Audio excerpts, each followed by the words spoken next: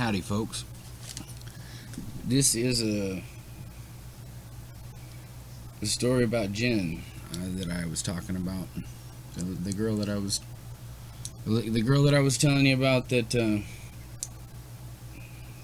made me go back in and try and find other people like her that were needing help and stuff like that. I know you guys have already seen this before, but I gotta show it again.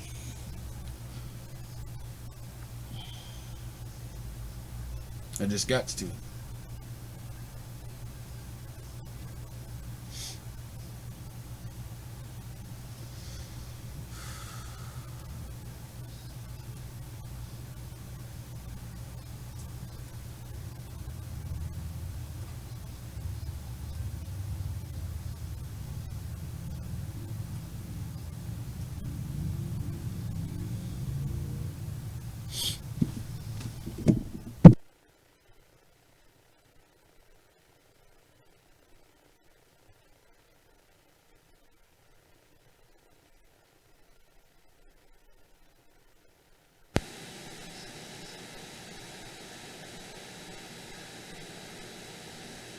Hi, folks. Just something people need to see. I'm just gonna let you watch it. Hopefully, I don't care if I get copyrighted. Go ahead, whoever owns the video, go ahead and copyright it. As long as people get to see it, don't strike it. Just allow it to be seen. That's all I'm saying.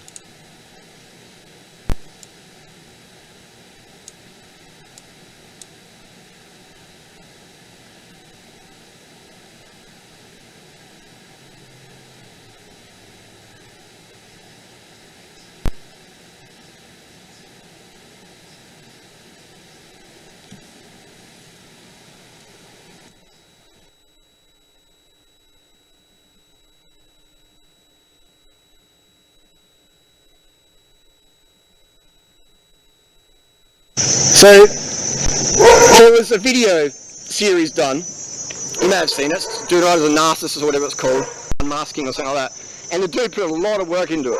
A lot of fucking, I mean that's like, I made over 5,000 videos on YouTube, and I couldn't put that much work into one video. That's just, this motherfucker that's right here that you're intense. seeing on the screen. Thumbs up for that level of editing and persistence and I just have to add one note here that I didn't mention in my video before, because this is actually the second time I'm watching it. Did you catch what he said there? Unmasking us, he said. He didn't say unmasking a narcissist first, he said unmasking us. Did you catch that? I mean, he says unmasking us, I mean unmasking a narcissist or something like that.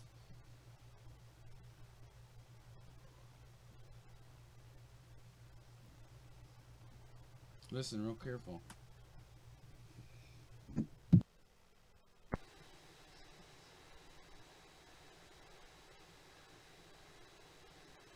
Hi, folks. Just something people need to see. I'm just gonna let you watch it. Hopefully, I don't care if I get copyrighted. Go ahead, whoever owns the video, go ahead and copyright it. As long as people get to see it, don't strike it. Just allow it to be seen. That's all I'm saying.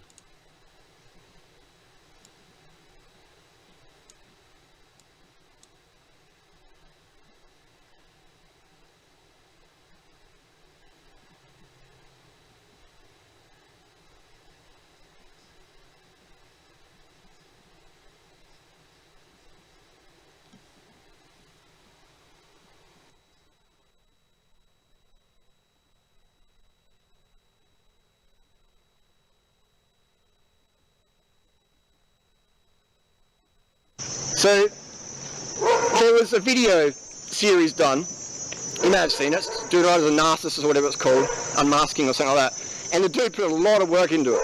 A lot of fucking, I mean that's like, I made over 5.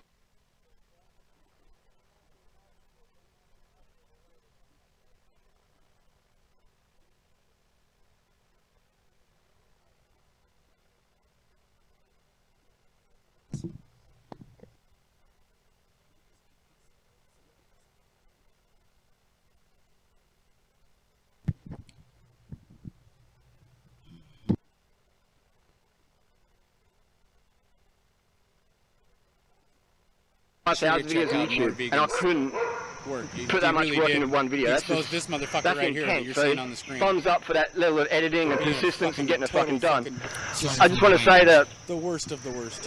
he did use a person who had cancer, who died from the cancer or the chemo, or I don't know the full story. His dogs is not having any part of it. And it's unfortunate that someone who hates me because I slept with his girlfriend when she said to me that she was single, that a guy who hates me for that reason only, would use a dead person in his, what's the word? Propaganda, anti-Juvenile propaganda against me.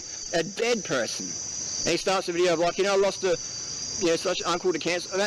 My dad had cancer and passed away, man, with the chemo and the radiation. I know the deal. So to those who don't know the deal, who maybe don't want to know the deal or do want to know the deal, in 2015, I think it was, someone asked me on Tumblr or YouTube or wherever, this dog fucking hates my guts, can you please do a video response? Someone's asking for like $20,000 or $50,000 on YouTube, and no one knows who they are. Is it a scam? So I watched the video and I'm like, fuck man, this is a bit fishy, this is weird. And I'm like, hey, if it's legit, then show us your blood test, show us the real deal stuff, alright?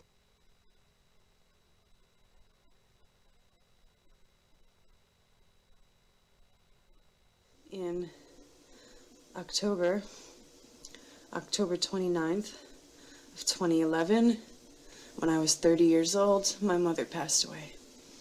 She was 52. And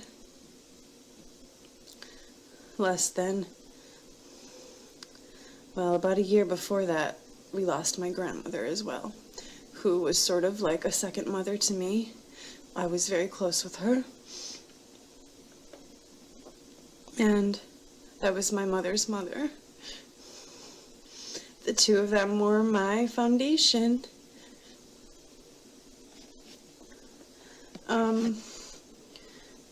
Less than 2.5 years after my mother passed away, I found a golf ball-sized lump in my left breast. That was July of 2014. Now, it is November of 2015.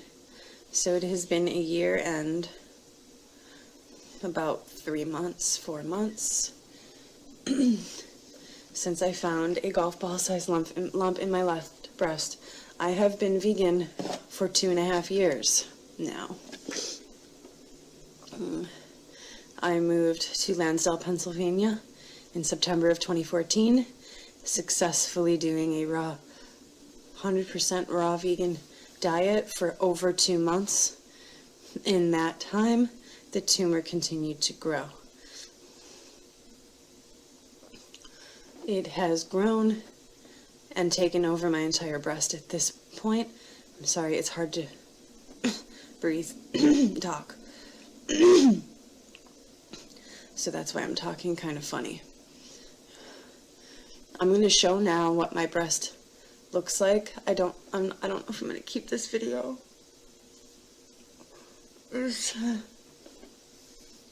Alright, I'm going to show now what my breast looks like. So I'm going to warn you that it is gruesome. So if you don't want to see it, please look away now. I'll only show it for a few seconds. So look away now. Here we go. Let me get into the sunlight here. This is what my breast looks like now. The cancer is spreading around my side, and it is trying to spread over to my other breast now. And all of my shirts have a hole in them now, so that... Okay, I'm done showing it. You can look again if you had looked away. I need money. I really need money to save my life. Doctors can't help me. They told me many months. By the way, this live stream, the title of this live stream has not changed yet. I haven't gone to YouTube and changed it. So I'm going to go to YouTube and change it, and I'm also going to change the description. I'm not trying to copyright this or anything like that. I just wanted people to know that the description's not accurate yet until the end of the live stream, if anybody's seen it. I think it comes up unlisted, but anyways, just in case it's not, I want you to know I'm not trying to copyright it. I'm going to change the description and title when I go back to YouTube.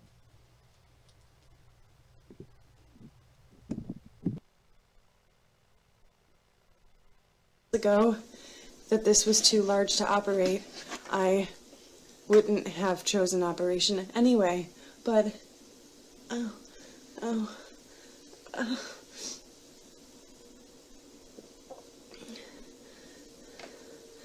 need $25,000 to go to this treatment center, and that amount of money will allow me to stay there as long as I need to, and hopefully have enough to fly myself there and back. And I have to bring a companion, and the person that is willing to be my companion lives in England, and she doesn't have money, and I have to be able to fly her there too and back. So I might need more than $25,000, and that amount doesn't even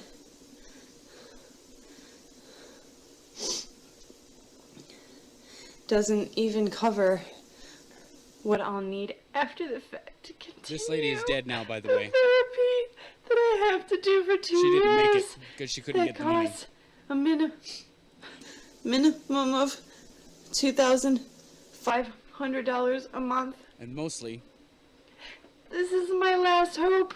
because of this guy in this video. And I need... Bashed her and said that she was fake and she was making it all really up. need more when she wasn't. help. I can't stay here anymore. I want to live. I want to heal this.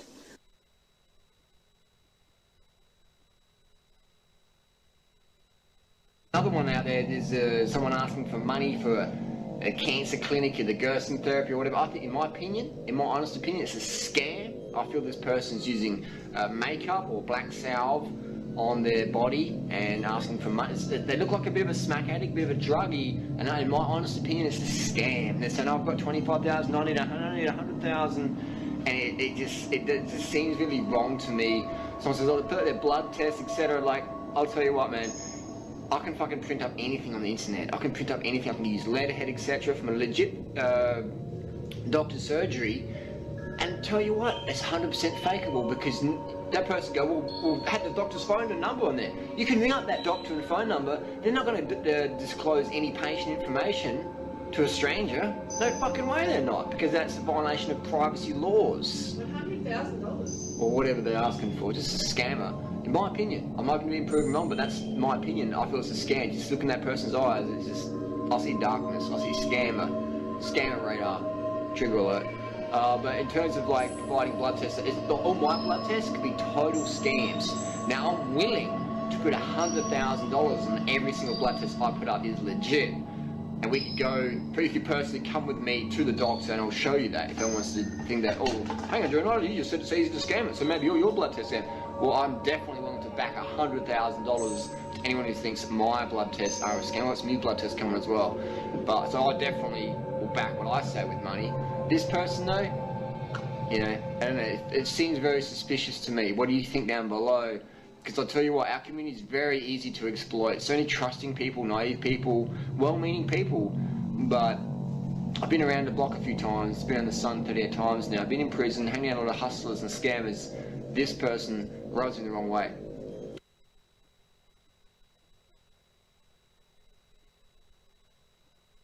I've donated already. Thank you so much, because I had nothing and you know that. And now my options are much broader.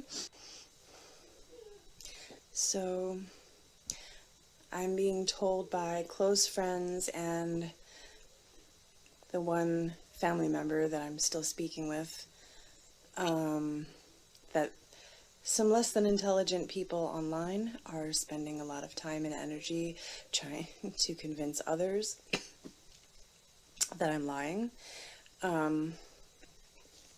So what I'm going to do now is apparently I have to take time out of my day of trying to save my own life and trying to find a treatment center that will take me and that I can afford. I apparently have to take time out of that to prove to people that I have cancer.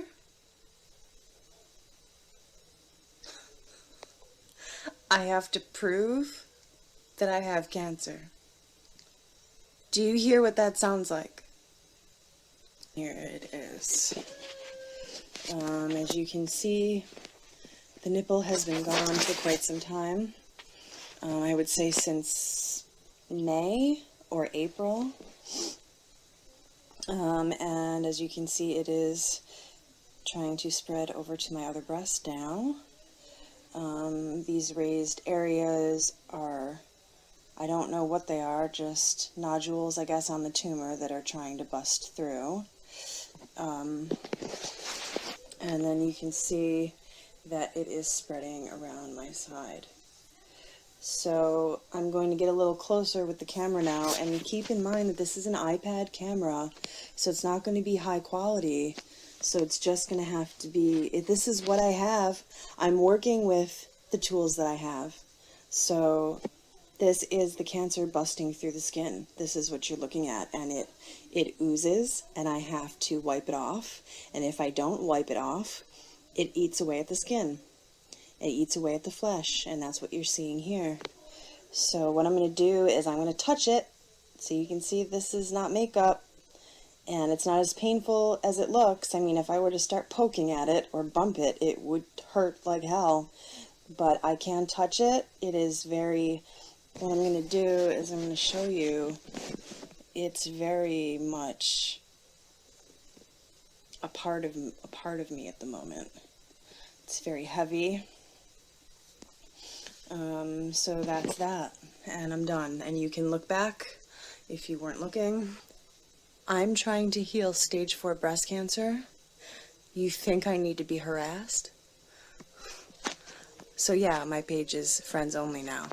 And if you want to come up with some crazy theories about that, go ahead and waste your energy and spend your time doing that. Anybody with half a brain is going to know the truth. So here is the original biopsy, which was done in May of 2015. This was before I had health insurance, but a very nice patient liaison nurse type woman helped hook me up with this program for women without health insurance for cancer screenings. So I was able to get this biopsy done. So here we go. Here's my name, Jennifer Faulisi. Here's my face. Da da da. I am holding this. This is real. Hello, it's real. I can't even believe I'm proving this right now.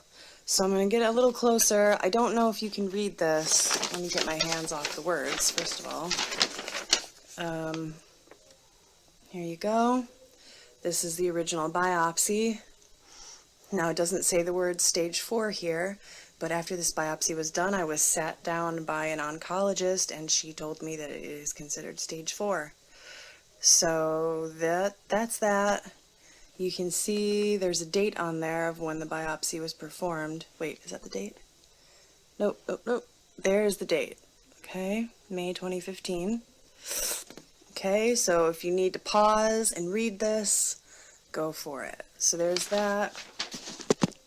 Okay, I'm trying to hold this iPad. I'm sorry for the bumpiness. Here is some more This lady details died the same on day what my it dog did. looked like at the April time. 4th. In May of 2015. There's my name again, Jennifer Faulisi. That's my name. Some more details. Sorry, I don't want to obscure any of the words here. Give anyone else crazy conspiracy nuts a chance to come up with more theories. Oh, this is driving me nuts. And this is the last time I'm going to spend any energy on this, by the way. Proving this. I have much more important things to do. So the only reason I'm doing this is because my aunt, who I love very much, has asked me to do this. So pause if you need to read this. Here you go. There's that. Next. Let's see, what's this one? Wait, I already showed that one. Okay. Oh, that's actually the same thing. Okay, next is the PET scan result. The PET scan was to determine where the cancer had spread to, if anywhere, and the size of the tumors and everything internally. So they injected me with this radioactive stuff, which was not fun, but I felt at the time that it was important, and now I'm glad that I did it. So there's my name, Jennifer Faulisi. The date was May 13th, 2015, if you can see that. PET, CT tumor evaluation, skull to mid-thigh. Whole body PET scan. If you want to read this, please pause. Let me fix that. Okay. Please pause. I'm doing my best. I mean, this is an iPad camera, so I don't know how well you can see. This is already running too long. What are we at? Over 11 minutes? I didn't mean to make this video this long. I need to take a break very soon. So please pause and read this. So there's that, if you need to read it. Okay? All the details, and there's one last little bit of a page here. So there's that. This is absolutely the last bit of energy that I'm going to put toward proving anything. If you don't believe that I'm being honest, then please go harass somebody else. There is somebody who's harassing me through email, and if he continues, I will be taking further steps.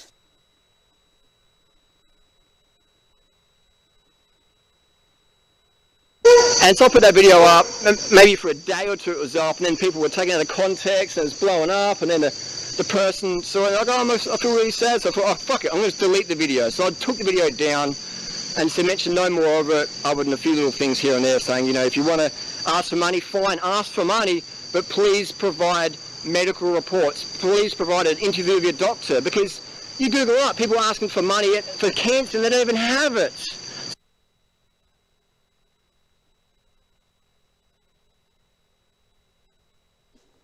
Hey everybody, my name's Mark Vandergag. I am a life coach and professional speaker, but this video has nothing to do with that. I'm sending this message out right now to my friends in the vegan community, but mostly to this dude who calls himself Dorian Ryder. I guess your real name is Harley. You and the Banana Girl put out this video the other day about what you call this woman who says she has cancer, that you look deeply into her eyes in the video and you saw nothing but darkness, so as far as you're concerned it's a scam. Dude, what the fuck? What is your problem? Why are you doing what you do? Did you start doing this work so that you could hurt people or help people? Because let me tell you what, you're hurting this girl by doing what you're doing.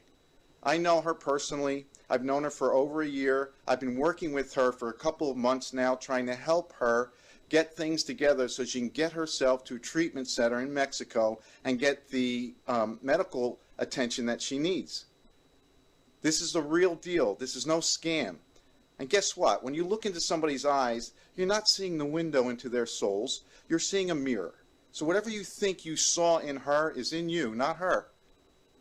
She's a wonderful, loving woman. She's young, she's 33, and she deserves to live. And what you're doing is not helping that cause at all. In fact, we were doing really well with donations until you put that video out, and then bam, the donations stopped. Because you have a lot of power. People like you have a lot of power, and you need to be responsible with that power. It would have been very easy for you to look into Jen, and that's her name, Jen Journey Faulisi. You could have looked into it very quickly and found out that this is true. This is the real deal. She worked at Arnold's Way. I know you know who Arnold is. Most people in the vegan community do. I know you've been here to Lansdale, Pennsylvania. You could have easily picked up the goddamn phone and asked. But no, you had to do this just to do what? To shock people, to create some kind of conflict, to drum up attention for yourself. That's what you do. I get it. That's how you make your money, but not at the cost of somebody's life. What the hell? Okay, here, I got it for you. You make this big deal out of anybody who can prove that my blood tests are fake, I will give you $100,000. Well, I have a deal for you. You fly out here. We'll fly you out. I'll pay for your flight. I'll pay for your hotel to Philadelphia. I'll pay for your food, your gas. I'll even rent you a car. You come out here. You meet Jen in the hospital. You can meet her only family, which is her aunt. You can meet all of us in her vision team who are trying to save her life, unlike you. And then you can meet with her doctors. And we'll even let you go into a private room with them and all of her medical records, and then you can determine what's real, what's true, or what isn't. And if you can walk out of all that and still believe that this is somehow a scam, some elaborate scam, all these people put together, a whole hospital full of people, so we could raise, what, $50,000? If you think that's true, then great. We'll send you home with another $1,000 to go home and take freely out to dinner, okay? But if not, if you see that this is the truth, this girl is really sick, we're trying to help her.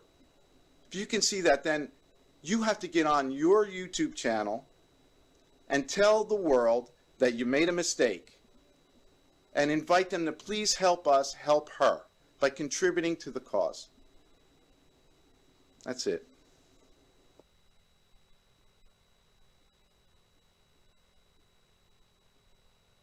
So all I was doing was just sharing I got home from a ride or something and I was just like, what the fuck? I was just blurted it out. In hindsight, I was wrong and I apologise for that. I've done videos about my Ask Journighter channel.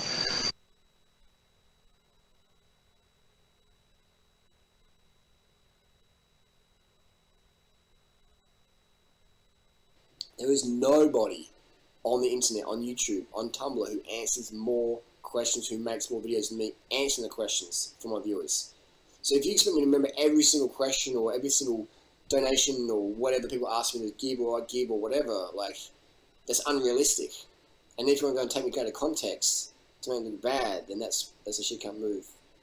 They literally asked for $200,000, literally. Like, people wrote me and asked me on YouTube and said videos, need $200,000, doing right, a lot of money, give it to me.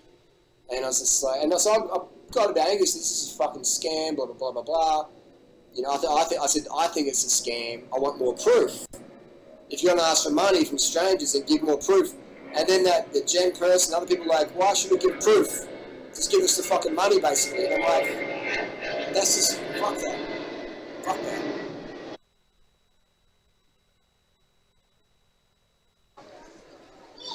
Have a nice flight, I will do. Rest in peace, Jennifer Faulisi. Is she even dead? Is she even dead, though? Was it a scam? I don't know. I'm just asking the question. Is she even dead? Where's the paperwork? Where's the official documentation? Where is the birth, death certificate for that person? I've never seen it. I'm not saying it's a scam. I just ask questions. A lot of suspicion still there for me.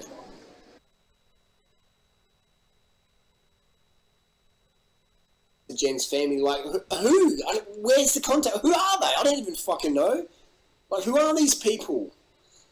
You idiots. You know? Like, who? Give me the phone number. Like, what? In what context? What do I say? Like, who? Who? What? For when? What did I do wrong? Like, put it out there. I'm not making up a fucking video where you take me out of context. Like, why? What's your fucking life purpose, man? To spend fucking every day writing shit about DurumRider? Get a life, man. Get a life. Some fucking comments people get. I don't need to apologise to anyone. If I feel I've been wrong, I'll apologise. But when people want to take me out of context, then I don't really have time for that. I don't even know really who this Gen person is. I don't even know who their family is. I don't even know what the deal is, really. All I know is I got asked for $200,000 by some strangers, and I said no, and I made a video about saying why I said no. And then some weirdos on the internet take me out of context, and some haters like Kerry McCarper, whatever, further take me out of context. And then they go and worship Dan the Man, who's cooking up another scam, and it's just a weird world, man. It's the internet, so. Cancer scammers on the internet. Now, if you look a lot, Google it up. Cancer scam internet. There's people out there claiming they've got cancer, they need money for treatment, donate now. And this has been going on for a long time. Just Google it. There's fucking a shit ton out there. People claiming they've got an illness or whatever. They're in a wheelchair. There's people that they claim they're in a wheelchair. They've got like a spinal issue, and they're just begging for money off the street. This is scams been going on for fucking ever, and it always will be. Anyway, last year we had someone come in the community just from nowhere, just say, hey, I've got cancer, I need money. And this is around the same time that Australian of the Year, I can't remember what her name is either, but she claimed she had cancer. She put out an iTunes app. She made raised millions of dollars, and she never even had cancer. It was just all the big smoke screen, big scam. And then it got exposed around the same time this other person on the internet, YouTube, was asking for money. And so instantly I'm thinking, where did you come from? Like, you're not even on Facebook. Like, you just come from nowhere and you're asking for money in a very trusting community. So I thought, well, being the policeman person I am, I thought I'll make a video saying, look, it's fine to ask people for money, but show us really, like, if you're asking for $200,000 or whatever, you got to show people some pretty hardcore evidence. If you're asking for hardcore money, you got to show some hardcore evidence, in my opinion. So YouTube is where I express my opinion. So I express my opinion saying, look, I think it's a scam, blah, blah, blah, prove otherwise. And I said some stuff in there to really aggravate and get people fired up and get people thinking, all right? Was it the best way of usage of words? Debatable. Looking back at the video, I thought, yeah, I probably could have worded it better. But hey, you know, we all look back and look at ways we can improve. So I said some stuff, got people fired up, and the person was asking for money, put out a little bit more evidence, but she was doing it in a way of like, why do I even have to do this? Like a really ungrateful, it just rubbed me the wrong way, so I thought, fuck this, I'm just going to delete the video, I'm going to separate myself from this, I'm not going to get involved. I've said what I had to say. It served its purpose, done, delete the video. Now, people kept going on about it. They're going, doing right, I should give more money, blah, blah, blah, you make money. I work hard. Why the fuck doesn't this person work hard or work hard in the past? Why can you just fucking sit on your fucking ass all your life and then one day go, hey, I need some money. Give it to me. Give it to me, strangers. You want evidence? I'm not going to give you, why do I have to give you evidence? Just that level of ungratefulness really rubs me the wrong way. All right? So anyway, I'm digressing, but anyway, all those fucking haters out there who gave me shit about it, fair enough, that's your opinion as well. But why the fuck didn't you all band together and raise hundreds of thousands of dollars? And that's the problem, is you fucking self-entitled fucks out there could have banded together and supported the cause, but you're so fucking lazy. All you can do is do a little hate video about us on the internet, why we're not good enough. Instead of doing that, why don't you work for your cause? Why don't you all band together? Now you all believe that someone with stage 4 breast cancer, hormonal dependent breast cancer, can be cured by drinking fucking carrot juice in Mexico, paying $2,000 a day and getting some vitamin C injections. I mean, I looked in that person's eyes and I saw someone who'd given up. And I didn't say that because that's just not a nice thing to say. No, when you someone's said still she looked alive. like a drug I can addict. say it now. I've seen people die from chemo and radiation and cancer, etc. I've seen them. All right, my dad's one of them. I gave my dad a hug goodbye. I knew he was done. I could just see the look in his Fucking eyes. absolute fucking garbage. When you've experienced what I've experienced, and you're at my age, etc., just not even age, just experience level, you get to read people really well, especially when they're about to die. And I Yeah, can see you do get no to read chance for that people girl. I real didn't well. say it though, because that's just You're not a like nice a thing to do. fucking book. If you can see no fucking chance for her, then you know she has fucking cancer, you fucking prick, so apologize for what you said. I knew there was just no point. And even if there was a point, let's just say the juice fucking thing would work. How the fuck do you sleep at night? The doctors or whatever who charge people $2,000 a day of desperate people who want to live, etc. How do you sleep at night? Beside the fucking point. And when the money runs out, look, hey, the bed's booked. The money's coming in from someone else. You run out of money. Bye-bye. You got to go now. Please fucking kill yourself.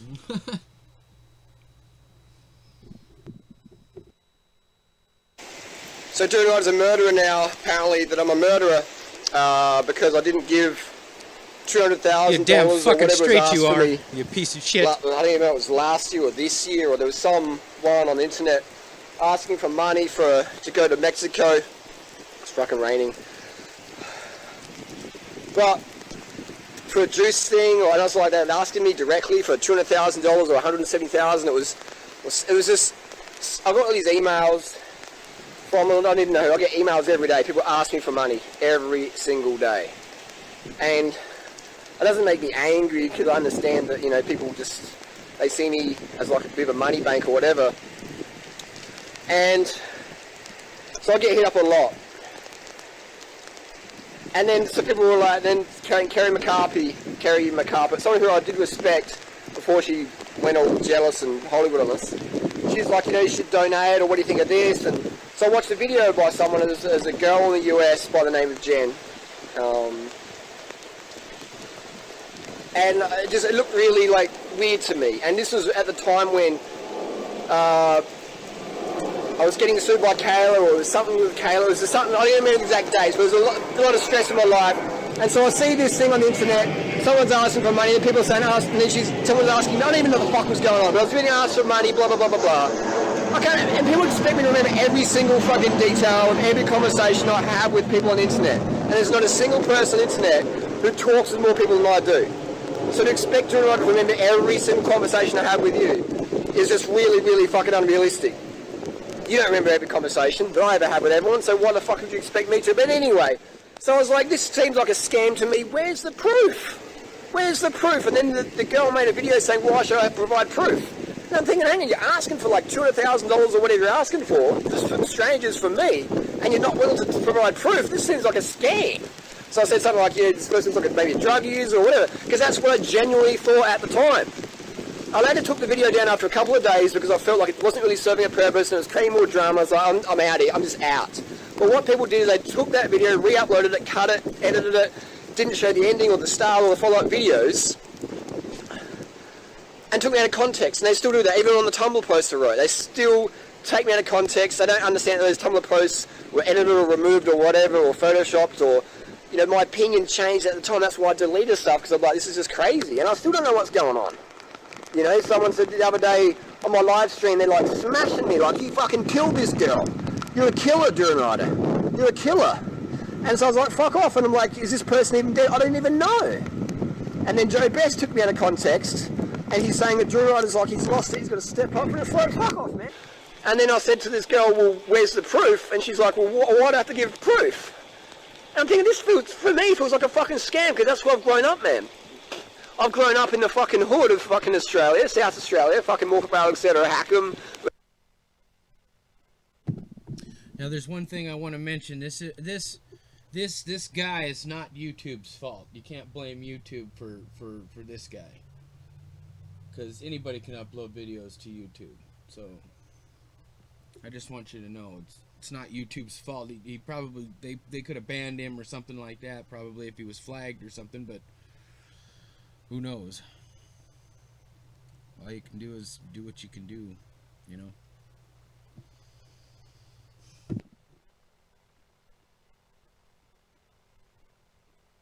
But now people getting stabbed and fucking shot, stealing cars, dealing drugs, getting arrested and shit. So I've grown up with that scam mentality that shit's fucking not always as it fucking seems. So when people ask my opinion, I'm going to fucking share it. Some people get offended.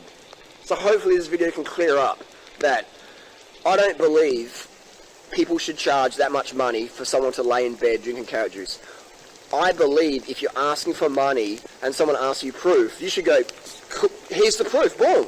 And not say, oh, well, why do I have to have proof? Because that's going to create more things in people's heads, more assumptions. If you don't want assumptions, be totally transparent and honest.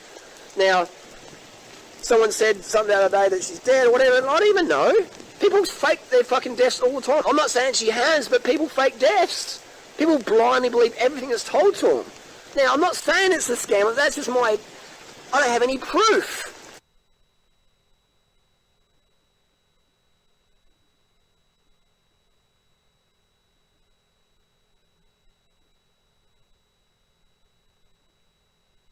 And I send love to everybody, regardless. And if you don't want to help and if you don't want to donate, then don't do it. The universe is creating a way for me to save my life. And if you're not a part of that, then you're not a part of that. Please leave me alone. That's all I ask. And even to the people who are harassing me, I send you love. I honestly, honestly do. And that's really all that I have to say.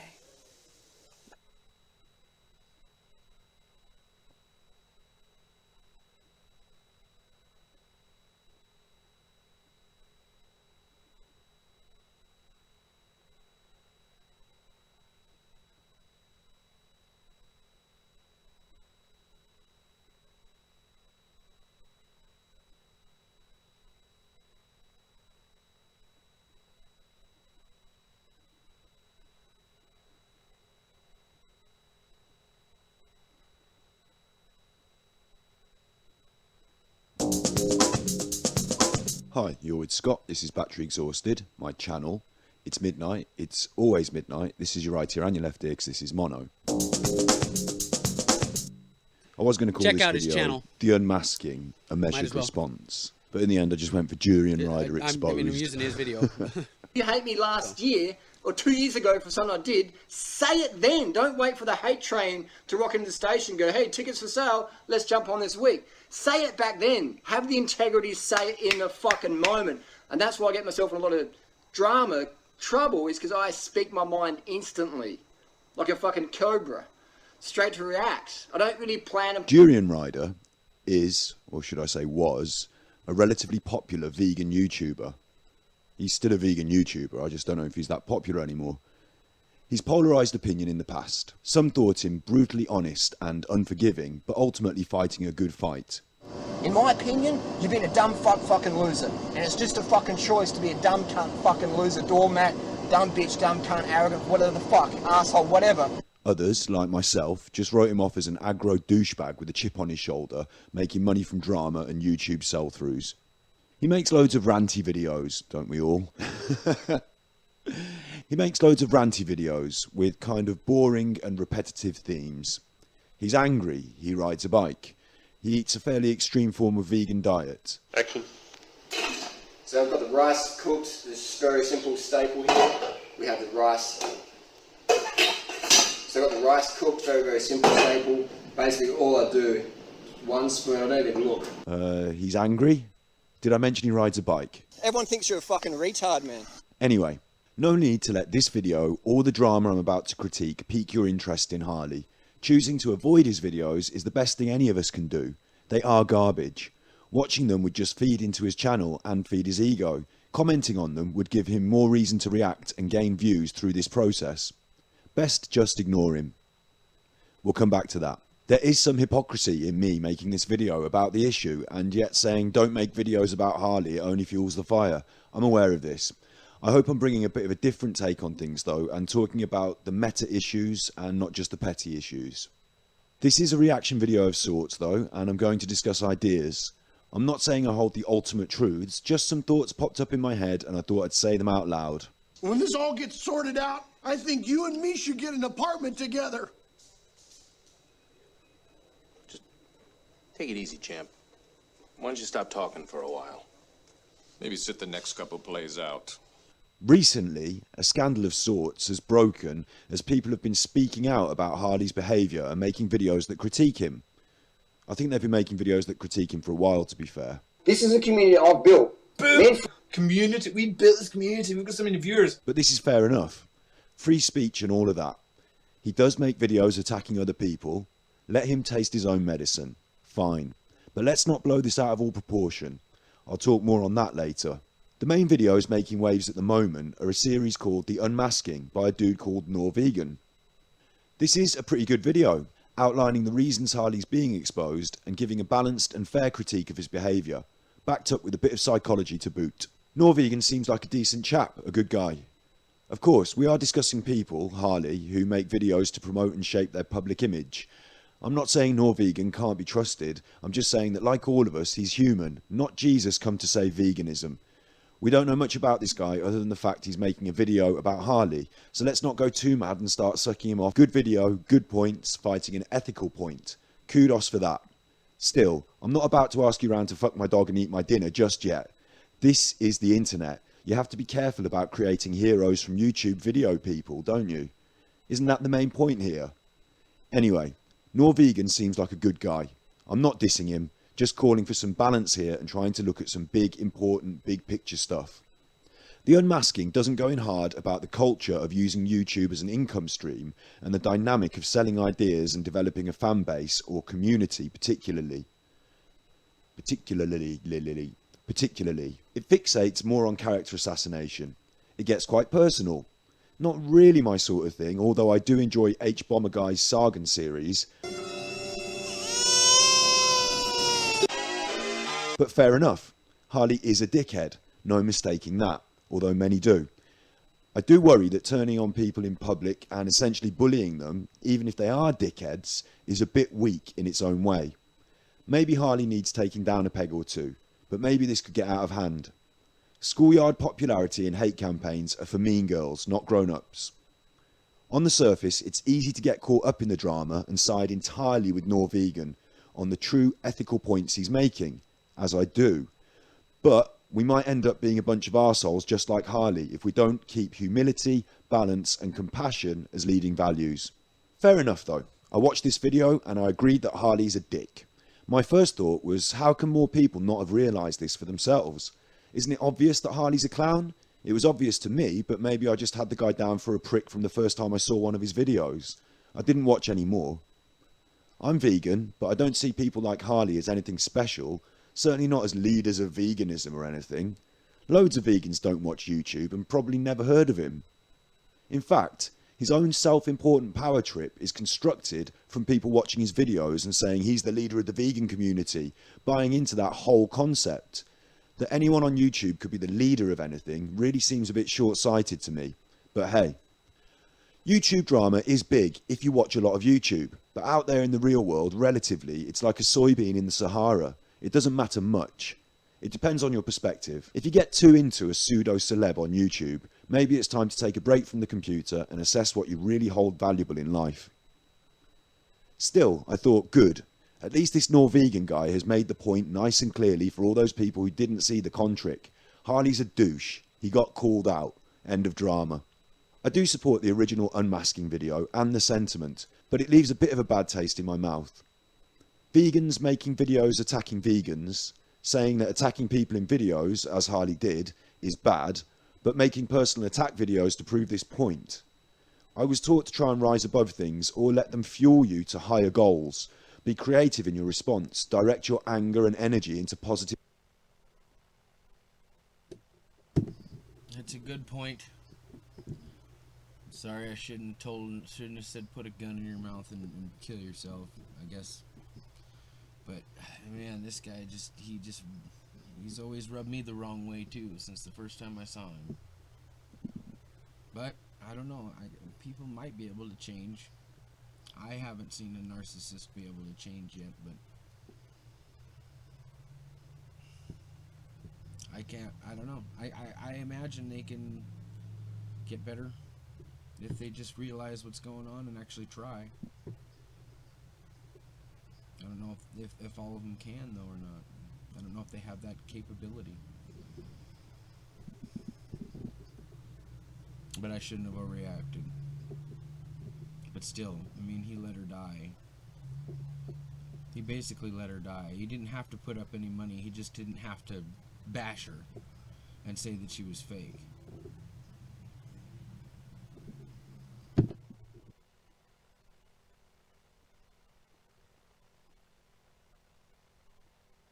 actions. Still, I clicked like on the unmasking video out of principle. Bad egg, Harley. Douche rider. Made to look like a git, because he is one. Job done. Then a follow-up video came out.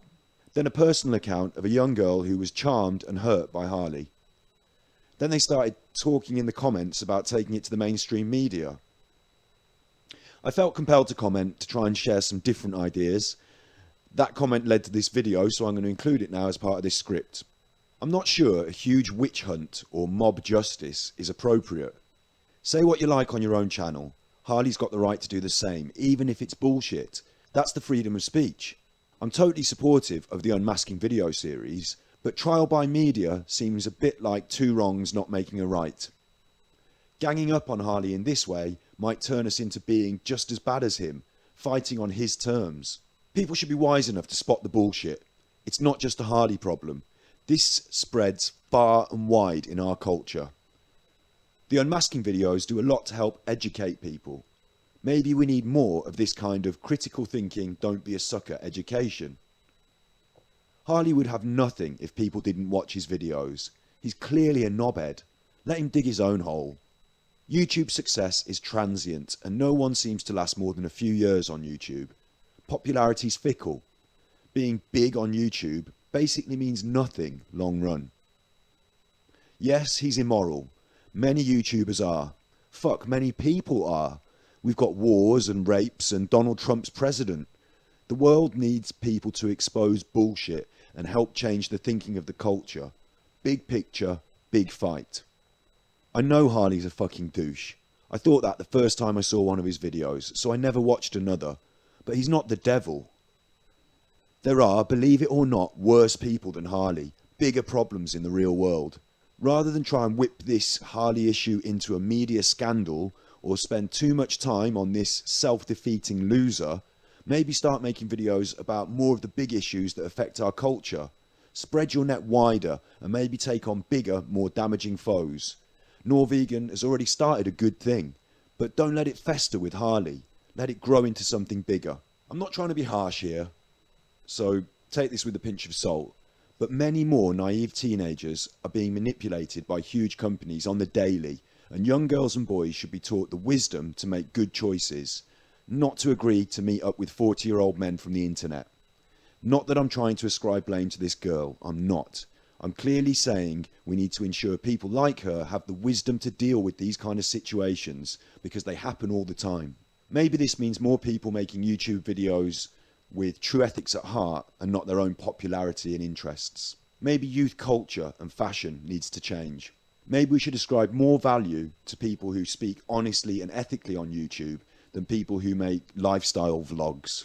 Hopefully, and I believe it will, truth will always come out, as it is in this case, and Harley will have dug his own grave. His views will wane and he will become frustrated with the smaller viewing numbers and the smaller number of supporters, and eventually he'll stop. Probably with some kind of self-rage, self-destruction, burn all his bridges video rant. If he's done something criminal, tell the police. I hope NorVegan does keep making content and using their right to free speech for the social good, but not let themselves get dragged into some kind of personal vendetta against one knobhead when there's a whole world of fuckery out there and many other knobheads who need taking down. You might end up being discredited and just called bitter if you put all your energy into discrediting one person. So, in conclusion, and it's not my conclusion, I carry on talking. So in conclusion, I agree, Harley's a dick. I always thought so, and I applaud your videos that expose him in a clear and logical fashion. Job done. Let these videos be shared and understood by society. Little side note here, not just the vegan community, because we're all part of a global community and not restricted to mixing with one group. The whole vegan community idea is a kind of marketing structure applied by the enemy. Harley only has status in the vegan community, only in the online vegan community. There's no physical online vegan council, it's not a physical concept, it's as ephemeral as smoke, it's a fashion thing. We're all real people in real communities, local communities and global communities, and we can share and cross between these. I'm not just a vegan, I'm human. But nevertheless, the idea of the vegan community is where Harley draws his power and status. Surely he's constructed from community validation. If you call him a leader, if you watch his videos, if you give him numbers to feed off, he is that. Simply stop watching and stop pretending that there's some kind of leadership, which there's not. We can make him irrelevant pretty quickly. The less attention you give him, ironically, this video I made is giving him attention, the less attention the better. Don't put him on any kind of pedestal. He's not a leader. Don't put anyone on pedestals. Let's be a bit more balanced and less interested in who's cool, who's in fashion, or online bubbles. Another irony is that whilst these expose videos might seem to be beating Harley in some way, they're only playing on the same field as him. He can make reactions and people will watch out of curiosity, and he can continue to have his fires fueled. In a funny way, Any YouTube about Harley is playing his game. Even this one. I know. So NorVegan, and everyone, you, don't let yourself become embroiled in some kind of out-of-control hate campaign. It may end up making you look just as bad as Harley. Mob justice and trial by media are not very civilised goals. We can do better than be reactionary and angry. This is not a schoolyard. We are vegans, so we believe in compassion at all costs. It's one of our highest and most commendable values. Harley, for all his cock-grobbling behaviour, is actually a scared little boy who feels so vulnerable he has to lash out and try and control the world around him. He kind of has an eating disorder. He's clearly mentally quite imbalanced. His anger is born of fear. We should be capable of rising above a media hate campaign or nasty back and forth. Indeed, this just fuels him to make more videos. It's fighting on his level. We should educate and inform and then move on, leaving Harley to dwindle and fade. He surely will. So peace, my vegan brothers and sisters. Peace, my brothers and sisters. Thanks for listening. If you detected any kind of audio hum or background noise, that's because I'm recording in my kitchen. It's a hot day and the fridge is humming. My laptop fans are whirring. Support me on Patreon to help me get a permanent studio space to help me make more videos. I'm waiting for the day. It seems to lack happiness.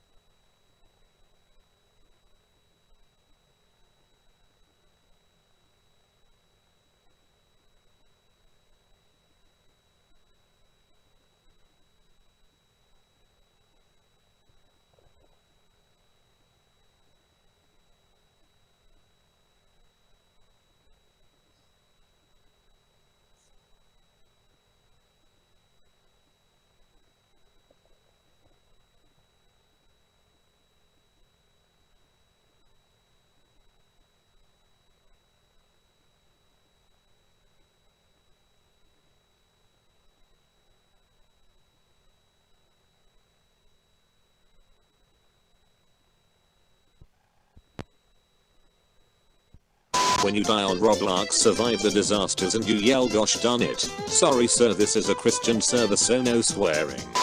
There may have been a miscommunication with the decorator. Happy birthday Dick. Ha ha ha, don't write that. His name is Matt. Roses are red. I drive a car. Smash mouth by All Star, but I take a bite of an onion every time he says star. I'm a teen. I have a messy room. I spend most of my time online. I have private things on my phone. I go to bed late and I'm crazy about toppling the government to create an anarcho-capitalist utopia. Who would win? Amy Schumer's entire comedic career. Two muffins are sitting in an oven. One says wow it's hot in here and the other says whoa our talking muffin. Question of the day. What should cost less? A gallon of gas or a gallon of milk? Yes. No. Thank you for your cooperation. When you finally show her your Pokemon collection. Oh my god, I think this is the biggest I've ever seen. 35 Tumblr posts that'll make you reevaluate your entire existence. Turkey. What? It's a turkey. Sucking a fat juicy chupa right now. Congratulations, enjoy. Sorry, I meant to say cock. Oh well, enjoy. When you get 20 kills in one life on Roblox, is it narcissism if you're actually better than everyone else? top 10 hottest guys in the world. Delicious breakfast with herbs. Looks like you left the window open while they was cutting grass. Why is there a charge for $3,000 to Men's Warehouse? I have no idea. Don't go outside though. Horse gets tailored 3-piece suit. Looks absolutely dashing. Papa Jonathan has fucked with us for the last time. Do not sell pizza on our turf. Rip rest in pepperoni. Ashes to ashes. Crust to crust. You'll like my pedicure. Vroom. Just kidding, a Prius doesn't make any noise. Just realized the Mona Lisa looks like Donald Trump Jr. I'm literally shaking. Still haven't lost my virginity because I don't lose. Did everyone just forget about the part of 2016 when literal clowns would chase people with knives in public and nobody really did anything? Did you know that when pigeons have sex they die? Really? Well, the one I fucked did. God creating jellyfish. How about an evil bag? 4'11" Hulk. Try again. Not the icebreaker you want to go with. Do better. Keep being a little bitch and I'm gonna come over and hide all your stuff on the top of the refrigerator. Johnny created the group barbecue. BBQ tomorrow at my place. Nice. Can't wait for a fat steak and a pair of ribs. Great. Any vegans here? Yeah, me. Glad you asked. Sarah has been removed from the group. First of all, who names their kid Iggy? Is it short for a glue or igneous rock? Peas and mayonnaise pizza. Yes please. Pineapple and non-pineapple pizza eaters must put our difference aside and defeat this evil.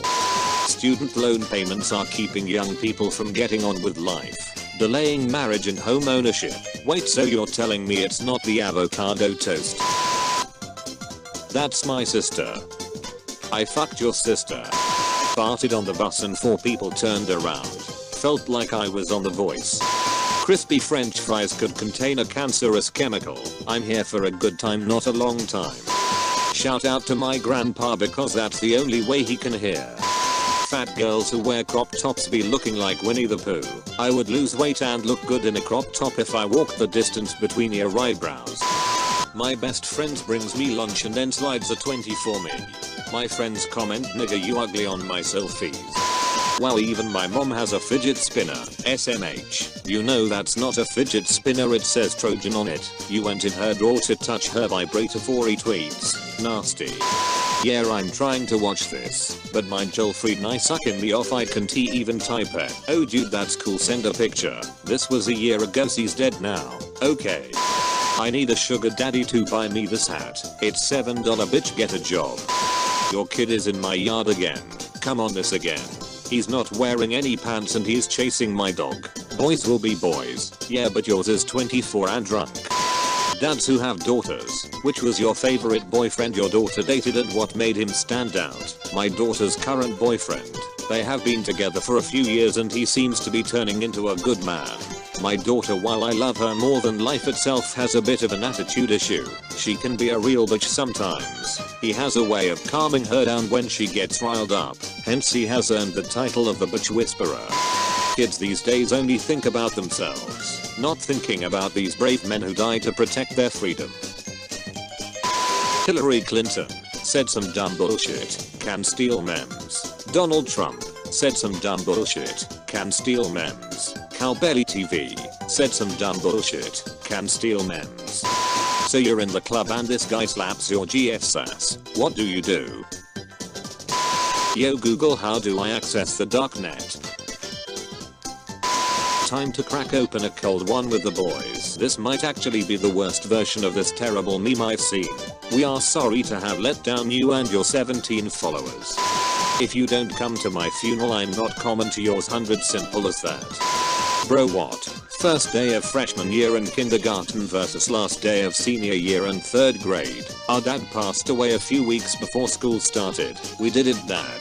This broke my heart. So many people told me I would never lose weight, but because of them I did. This literally just made my entire day. Yo, they did it to me too, and that's not even me on the left. LMFAO. I was my own date. Her boyfriend died 2 weeks before prom. She looks like a strong woman. Rip Marcus, who is in charge of these accounts, making me look like a whole ass loner. We came a long way. She was my only friend through 5th grade to graduation. We made it. Now, a truck carrying Bud Light has spilled over the US 60 ramp to 101 SB. The boys aren't gonna be happy with this one. Stop playing and come fuck with me, baby girl. Boy about to shit himself trying to show off his jawline. Well, I'm a fat fuck with a big truck. If we can't get a big greasy burrow, then we won't work. I'm 21 years old, but don't let that fool you. I have no social life like I'm 40. If my truck doesn't impress you, my personality probably won't either. Welcome to the shit show. Hello, Pythagorean theorem. A squared plus b squared equals c squared. Thanks. Now I'm gonna pass that algebra test today. Big dicks in his little brother's bum. Cat? What? Which word is supposed to be cat? Online arguments be like, fuck you bitch nigga, pull up pussy boy. Coolin', you alone?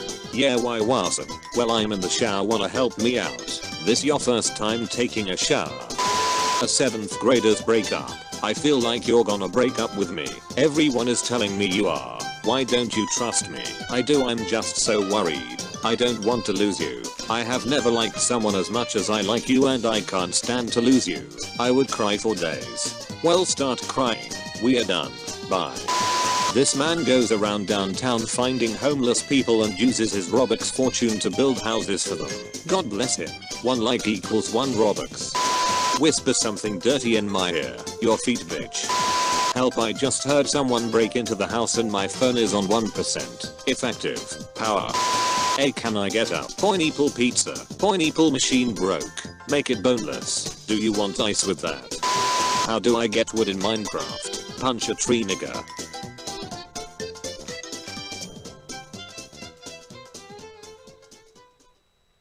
My raffle tractor goes.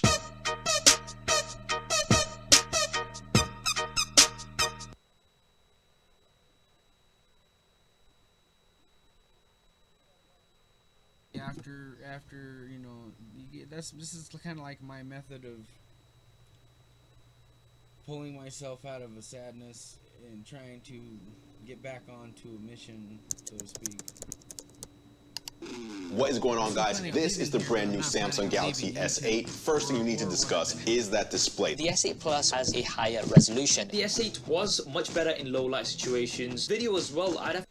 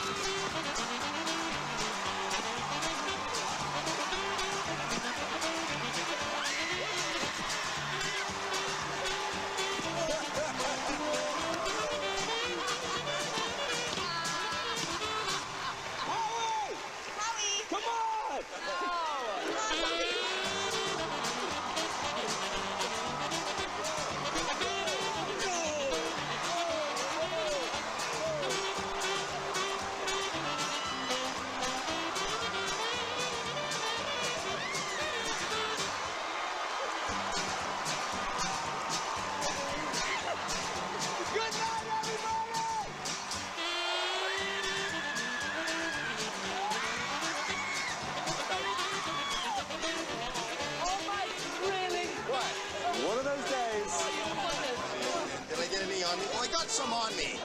Good night, everybody! Hey! My mouth! In my mouth! Come on, guys!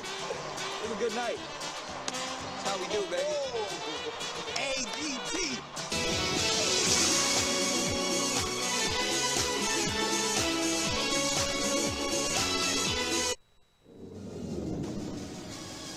Okay, so in these two balloons, I have a gas that is very different than helium. You take in helium, your voice goes higher. And so what do you think is going to happen? Goes lower. Well, I guess we're just going to have to find out. So just like helium, you're going to really take it all in. Oh my god, my voice is even deeper. Are you kidding me?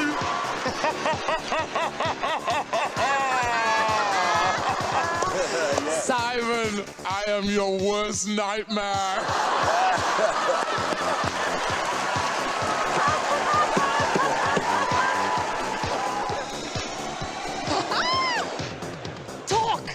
Hello? Oh my god!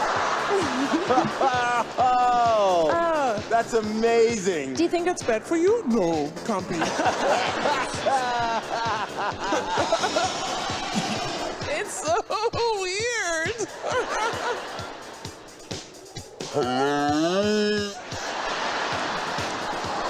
Simon kind of sounds the same. Now I am your worst nightmare.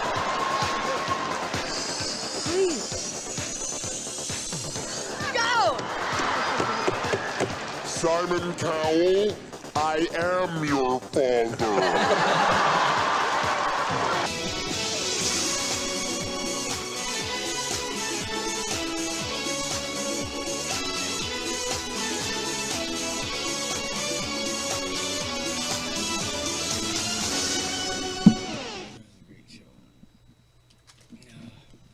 This is the original light beer, brewed with the belief that a beer could be light and not Okay guys, it is currently the next morning, and I told you guys late last night that I felt something weird like grab my leg again, even while I'm home in New Jersey. If you're 21! I know what's happening now. I am not bucks to jump into the pool right now. You kiss my Come on, girl, you can buy everything you want from Walgreens with that money. Her favorite store.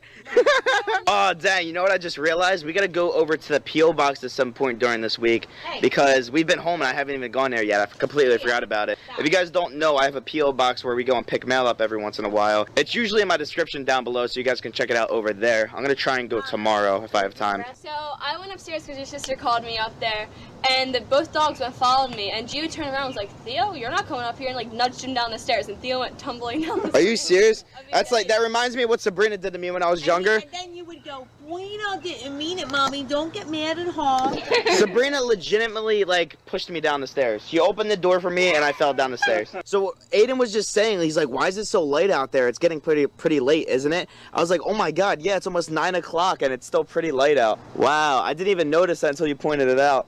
I guess that's a good thing. Yeah, it definitely is. Days are getting longer. Mm-hmm. Yo, what was that? Get a room! You ready to go to the gym, girl? I'm only going to for you because it's your birthday. I think you should just relax. What? It's your birthday. She's like, I'm only going to the gym because it's your birthday. No, we go to the gym every day. Well, no, that's not what I meant. Like, I want you to just relax, but I'm not gonna. I'm not gonna relax. To the gym by yourself. Yo, I never relax. Let's be real. That's never relax. why I want you to relax. I'm not gonna relax. Look at that. Yo, my dad's gotta chill. He just tried showing us a picture that I cannot show you guys. Gym though. Let's do it. I told you I'm going to the gym. And we are gym ready. Got my pre-workout in. That buzz that I had is starting to come off a little bit. I'm definitely trying to get this workout in. What's going on, guys? Shaker TV here, and today we got a prank video, and I want to apologize to my mom in advance for this, but we're going to be doing a weed prank on my mom.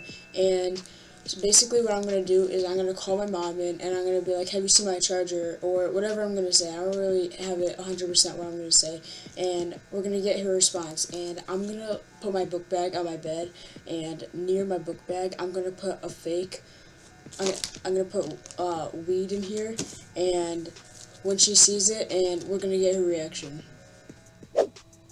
Alright guys, so this is what we have here, and the first thing that we're going to be doing for the fake weed for is parsley, and this is what I'm going to put it in just for when I like mix it up, and then I'm going to put it in the bag. And then we have ground cinnamon, basil, yeah, this one's funny. It's marjoram. It sounds like marijuana, but it's really not. It's just another seasoning and Italian seasoning.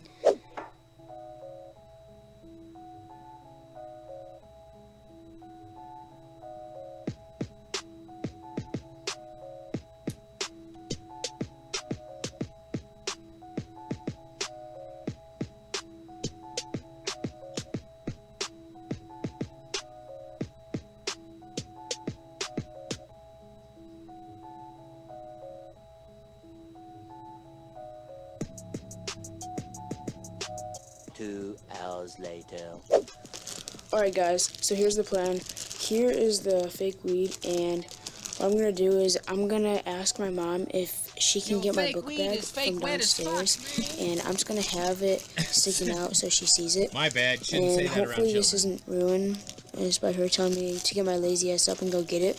But yeah, I'm gonna have it sticking out so she sees it, and I'm gonna put it over here. And yeah, I'm gonna go upstairs and. Alright, I'm gonna go upstairs and get a reaction. Hey, Mom? Mom? What? Can you come here?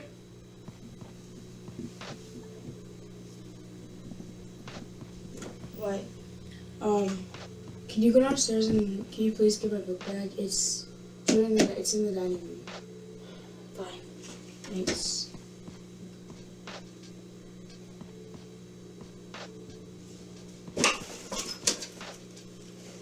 Okay. You want a book bag? It was at this moment that he knew. He fucked up. Yeah. What is this? What the hell is this? It's not even mine. Whose is it? Oh shit! Oh shit! But it's in your book bag. Whose is this? I told you it's not mine. But it's in Joey's book bag, so whose is it?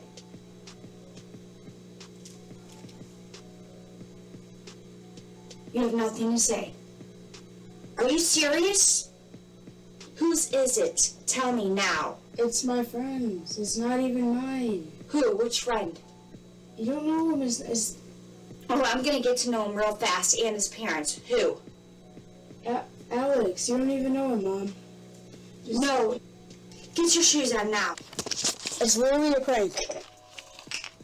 What? Mine. That's literally seasoning. It's not seasoning. Yes, it is.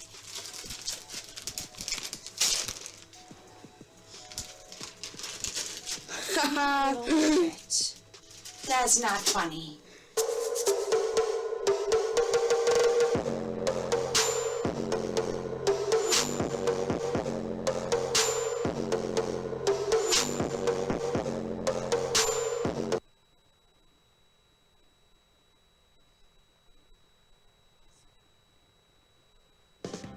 Only one brand can be the best. Subaru. Kelley Blue Book's best overall brand for the second year in a row. Put Subaru on your list. In recent news, it has been reported that several tech billionaires, including Elon Musk, are spending billions of dollars trying to prove that humanity exists inside a simulated reality. But what about going the other way?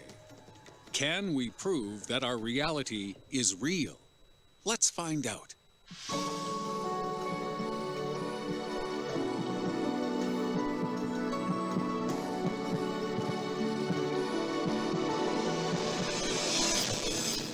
Starting at number 4, glitches.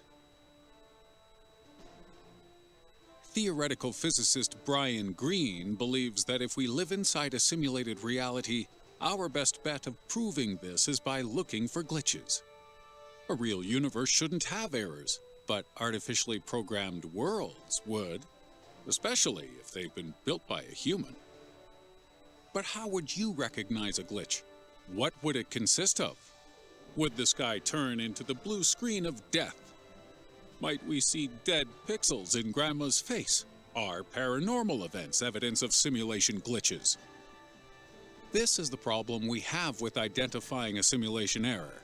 Unless we can conclusively prove that one or more people have witnessed something impossible take place, then we cannot attribute any one event to a glitch in reality. And even if we were to spot an error, our masters would almost certainly be able to clean it up in no time.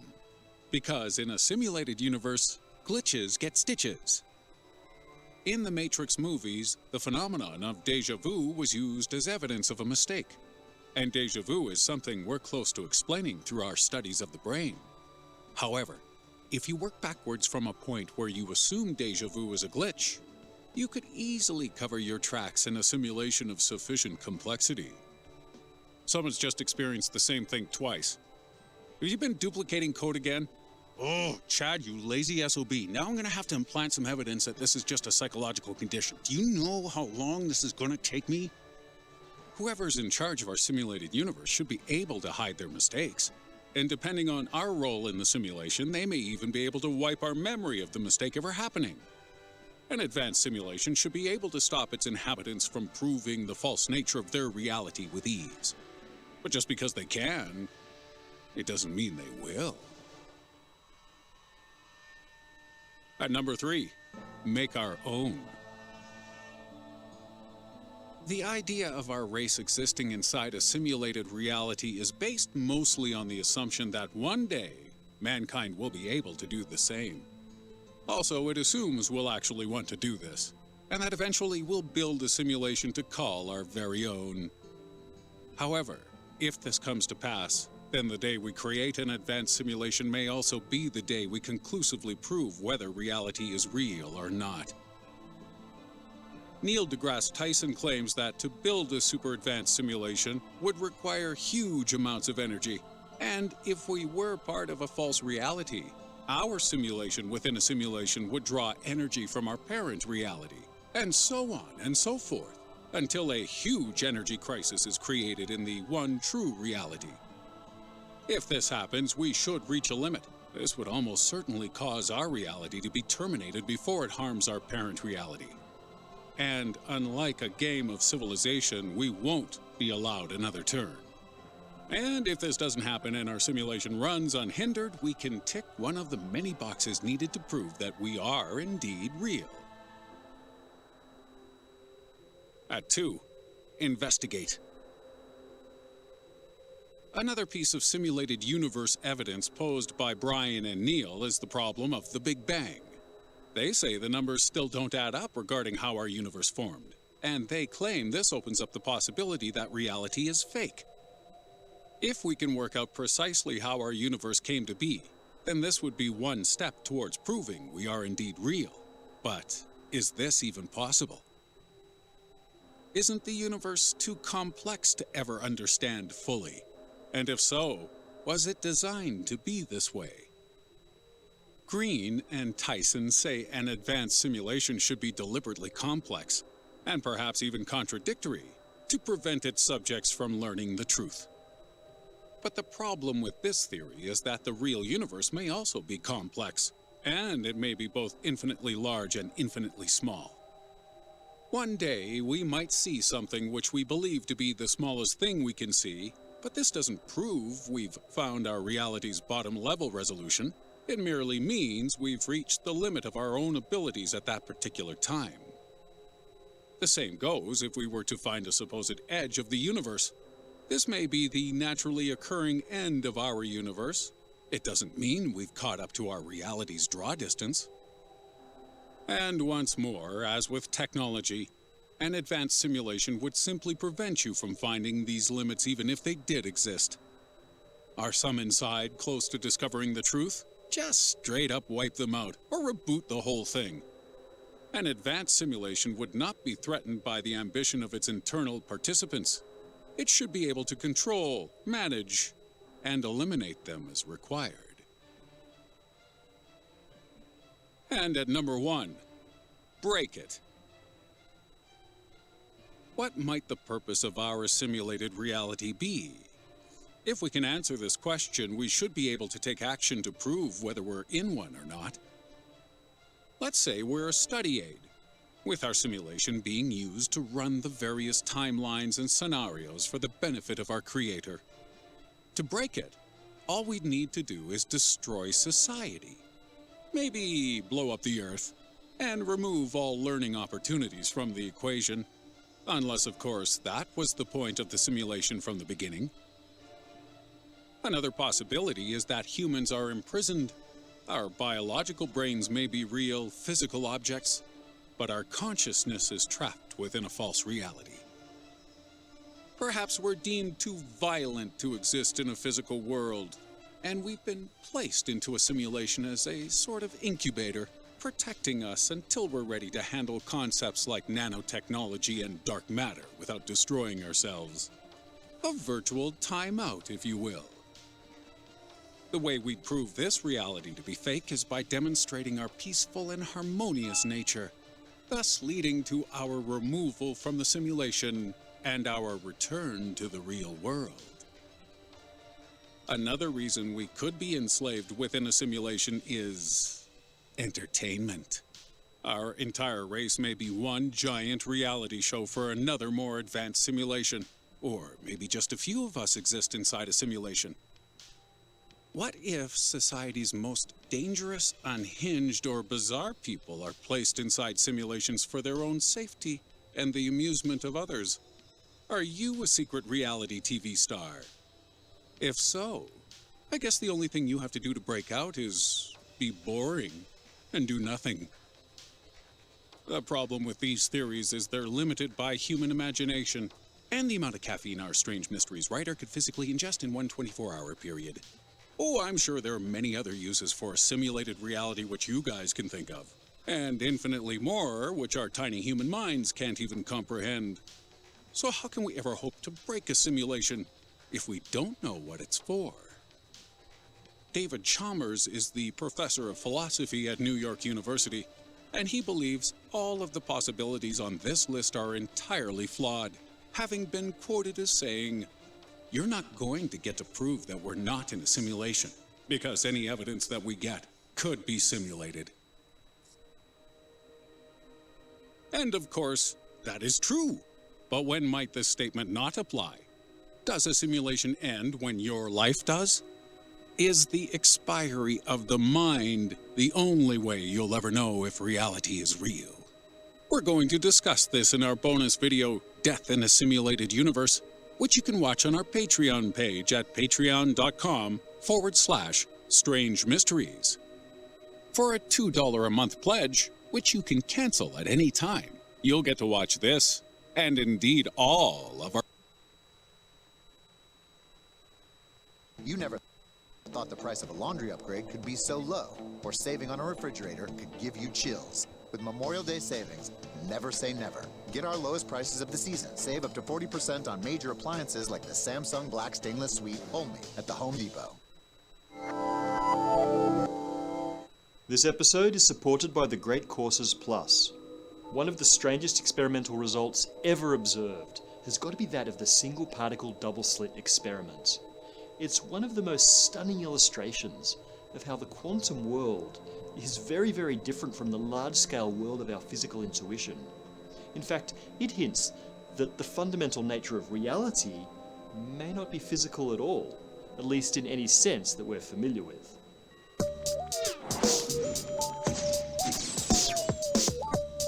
Let's start with the familiar.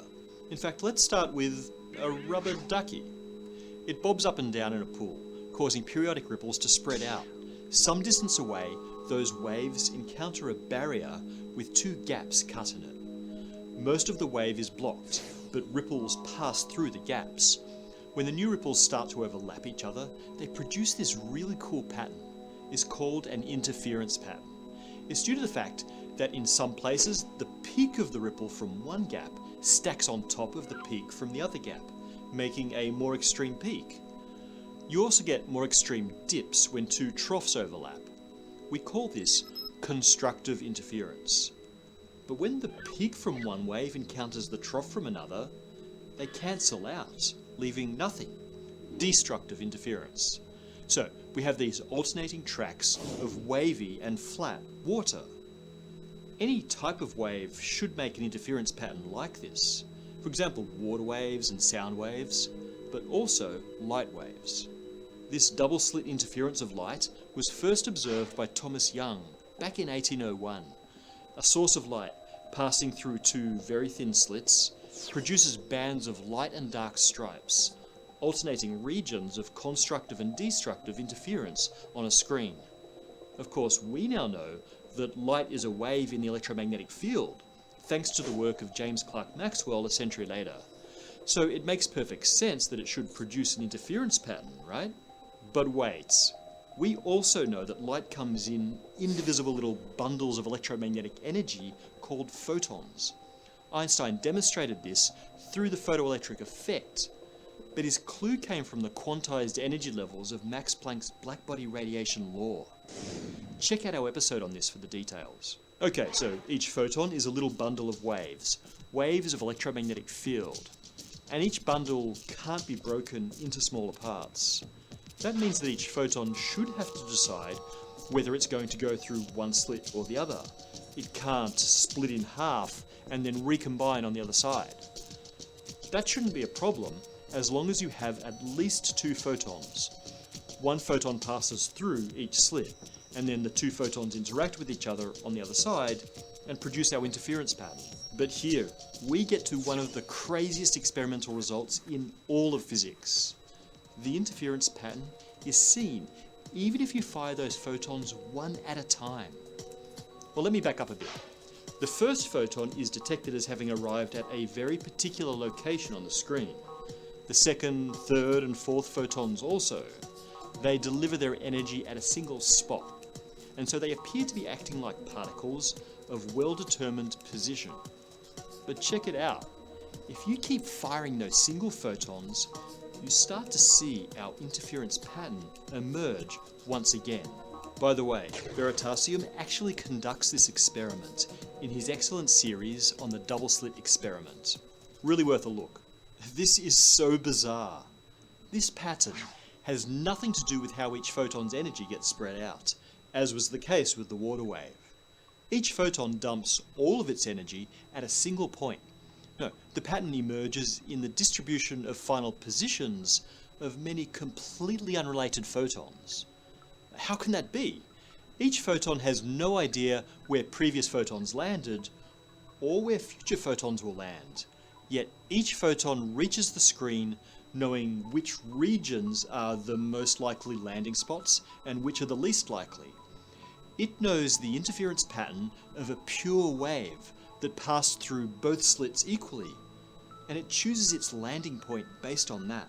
It turns out that the photon isn't the only thing that does this. Shoot a single electron through a pair of slits, and it'll also appear to land at a single spot on the screen. But fire many electrons, and they slowly build up the same sort of interference pattern.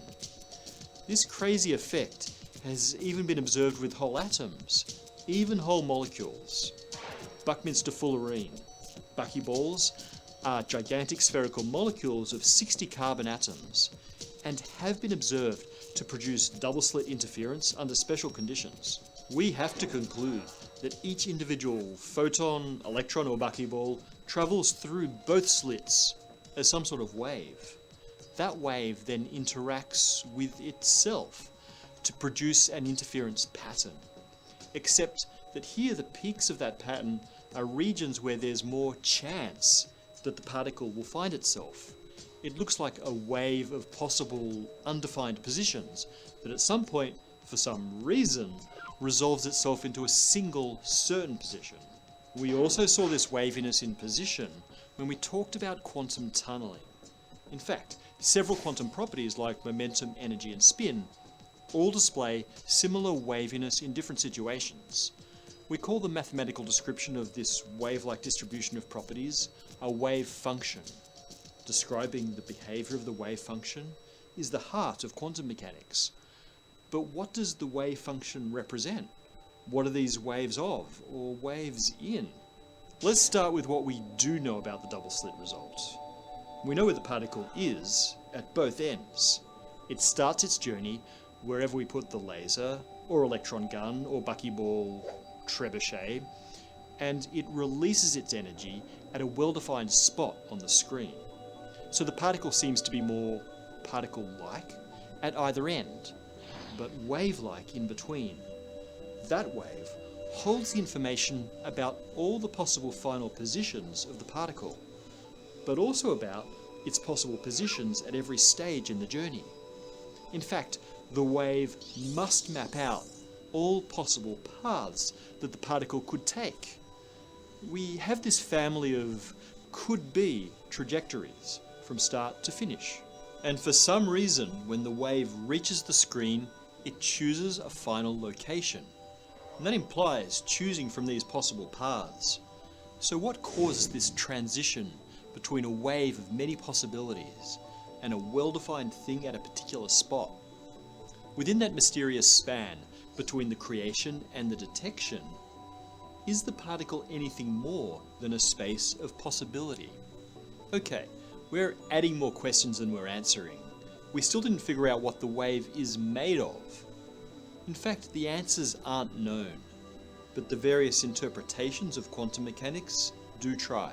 Let's talk about the view favoured by Werner Heisenberg and Niels Bohr, who pioneered quantum mechanics at the University of Copenhagen in the 1920s. The Copenhagen interpretation says that the wave function doesn't have a physical nature. Instead, it's comprised of pure possibility. It suggests that a particle traversing the double-slit experiment exists only as a wave of possible locations that ultimately encompasses all possible paths. It's only when the particle is detected that a location and the path it took to get there are decided. The Copenhagen interpretation calls this transition from a possibility space to a defined set of properties the collapse of the wave function. It tells us that prior to the collapse, it's meaningless to try to define a particle's properties. It's almost like the universe is allowing all possibilities to exist simultaneously, but holds off choosing which actually happened until the last instant. Weirder, those different possible paths, those different possible realities, interact with each other. That interaction increases the chance that some paths become real and decreases the chance of others. There's an interaction between possible realities that is seen in the distribution of final positions, in the interference pattern. That pattern is real, even though the vast majority of paths involved in producing the interference never attain reality. In the Copenhagen interpretation, that final choice of the experiment, of the universe, is fundamentally random, within the constraints of the final wave function. The theory of quantum mechanics produces stunningly accurate predictions of reality, and it's completely consistent with the Copenhagen interpretation. But this is not the only interpretation that works. There are interpretations that give the wave function a physical reality. Remember, we know that light is a wave in the electromagnetic field, and quantum field theory tells us that all fundamental particles are waves in their own fields. This may give us a more physical medium that drives these waves of possibility. And if you thought the Copenhagen interpretation was freaky, wait till we get to the many worlds interpretation, which we will, right here on Spacetime. Thanks to the Great Courses Plus for sponsoring this episode. The Great Courses Plus is a service that allows you to learn about a range of topics from educators, including Ivy League professors and other teachers from around the world. Go to thegreatcoursesplus.com/spacetime and get access to a library of different video lectures about science, math, history, literature, or even how to cook, play chess, or become a photographer. New subjects, lectures, and professors are added every month. I've recently been exploring the Great Courses Plus quantum mechanics content. It's a thorough overview of a very complicated subject matter. With the Great Courses Plus, you can watch as many different lectures as you want, anytime, anywhere, without tests or exams. Help support the show and start your 1-month trial by going to thegreatcoursesplus.com/spacetime. Okay, let's look at some of the comments from our episode on the role of Jupiter in the formation of A lot of people can't fix something if they don't know it's a problem. And Skid Row is a place that, to even understand and comprehend what's happening, I believe that you have to go there. 7.5% of mass of the sun, or Jupiter is 1/10,000th of a solar mass. Lunch on me, we make the community better, 1 meal at a time, you need one day. around 75 Jupiters per. My son has meningitis B, but how did we end up here? His mom thought he had. A new survey says that 70% of millennials think they can learn how to do anything on YouTube. I have spent a lot of time on YouTube, and I found there are even more videos that show you how not to do things. For instance, this is how not to ride an escalator. Go, run, run!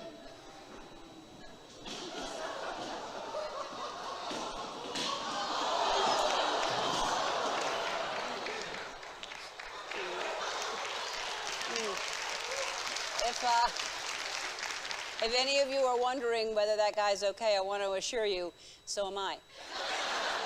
Here's how not to unload some beer from a truck.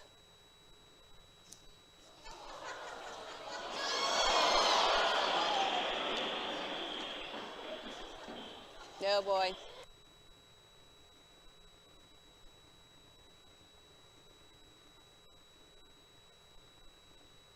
I hate everything. Well, you're really gonna hate the new iPad Pro because you can do pretty much everything with it, like type. Hate it. Or take notes. Hate it. Or even multitask. Multi-hate.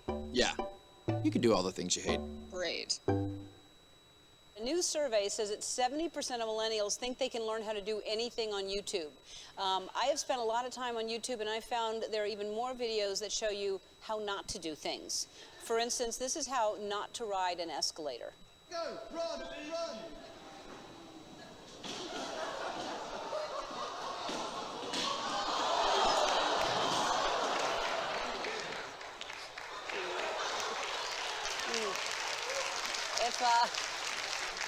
If any of you are wondering whether that guy's okay, I want to assure you, so am I. Here's how not to unload some beer from a truck.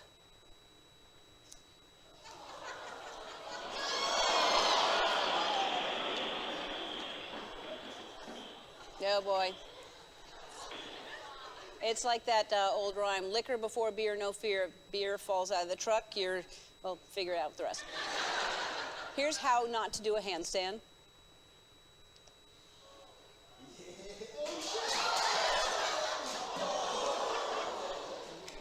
Well, now that the TV's broken, he has a lot more time for gymnastics, and that's, look at the positive. And finally, here is how not to ride a bike.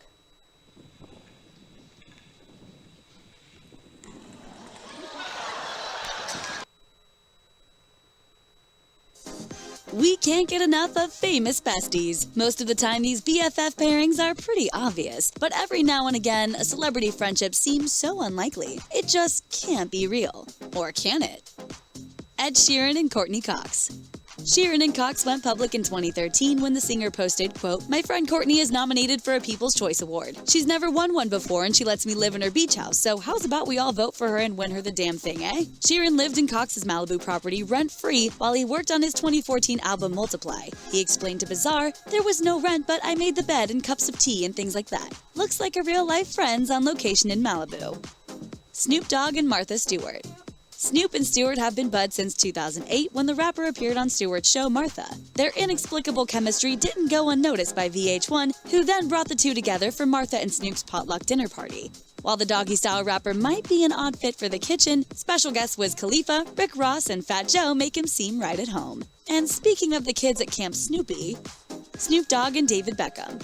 When Bex was transferred to the LA Galaxy back in 2007, the Brit made one of his first TV appearances on Snoop's now-canceled reality show, Snoop Dogg's Fatherhood. Beckham was tapped to show Snoop's kids how to play soccer, and D-Beck, as Snoop calls him, instantly became part of the family. Snoop told the BBC, "Some people in life just come together for some odd reason. Me and Bex came together on one night and we just became friends, and we've just been friends ever since. Beck Dog never change." 50 Cent and Bette Midler. Curtis 50 Cent Jackson still has plenty of friends in high places, they just aren't the ones you might expect. The rapper met Midler when she convinced him to sponsor a garden in Queens as part of her New York restoration project. Midler told the NY Daily News, "He's really made my life worth living. 50 has been with me through thick and thin." As far as a musical collab, 50 is totally down, saying me and Bet would be really hot. For the right song, we'd definitely get together. Go shorty, cause, you know. You are the wind beneath my wings. Ron Howard and Jamie Foxx.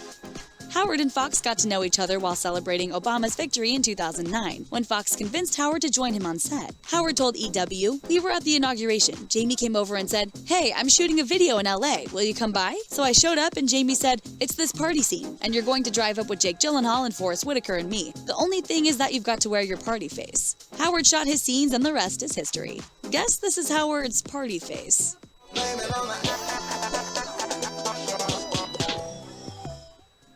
Russell Brand and Helen Mirren. Dame Helen Mirren and fellow Essex-born actor Brand first met in Hawaii back in 2009 during the filming of The Tempest. Brand described the pairing to the Daily Mail, saying, "It's an unconsummated love affair, an erotic, intellectual tangle of emotions between a dame and a vagabond." Mirren admitted to US Weekly that they are, quote, "really close friends. I wear the safety pin that he gave me around my neck all the time." Okay, so now we're a little bit jealous of Helen Mirren's friendship pin. Clay Aiken and Tyra Banks. Idol runner-up Clay Aiken and model host Banks have been BFFs for more than 10 years now, and even Aiken himself wasn't sure exactly why. He told People, "For some reason we just clicked when we first met, and we try to stay in touch and see each other whenever we're in town. She's such a real person, and I think that's why we became friends." Banks even set up a fundraising page for Aiken when he took a stab at politics, writing, "Help my friend Clay Aiken as he tries to use his voice."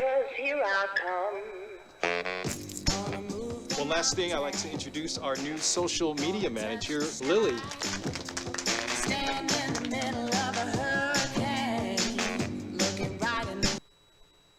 In 2010, I was graduating with my psychology degree from York University, and I, to be very blunt, was a sad person. You know, I felt the pressures of having to get a degree that I wasn't passionate about, having to go to classes that I didn't find interesting, and I didn't know what I wanted to do in life. And when I was younger, I used to be so creative, and then somehow through school and through pressures, I decided I can't do that anymore. And so I went through a really, really dark time period, and one day, spontaneously, I discovered YouTube. It was a random person making a video in their room, and I thought, this is so intriguing. They're just doing something for fun, and strangers around the world are watching them, and for whatever reason, that really intrigued me. And without thinking, I posted my first YouTube video. It was very bad, it was very cheesy, it was very awkward, but this part of me that I had lost, which is a creative spark, was reborn, and it snowballed into a second and third video, and I think why I continued making YouTube videos was it made me happy. And so not only was it driving me to make a community that made me happy and was fulfilling, but also no one on the internet looked like me. And so I thought it was a perfect opportunity to put a voice on the internet that was lacking. What up everyone, it's your girl, Superwoman. Yo, once in a while I get comments under my videos that are all like, "Yo, Lily, you should do a makeup tutorial, yo." And I'm just like, what the F kind of drunken day have you had to comment that under my video? I think that the dynamic as YouTube has changed so much. Now it's very much so a business, and you have to think about your brand when you start making YouTube videos. For me personally, it started to become, it's still a hobby for me, I still love doing it, but when I started to get brand inquiries and when I started to get offers to host events and travel places where I thought, okay, I can't manage all of this by myself, it started to turn into a business, which was probably 2-3 years after I started. I make heads turn. And I do it for me. Always bold, always boss.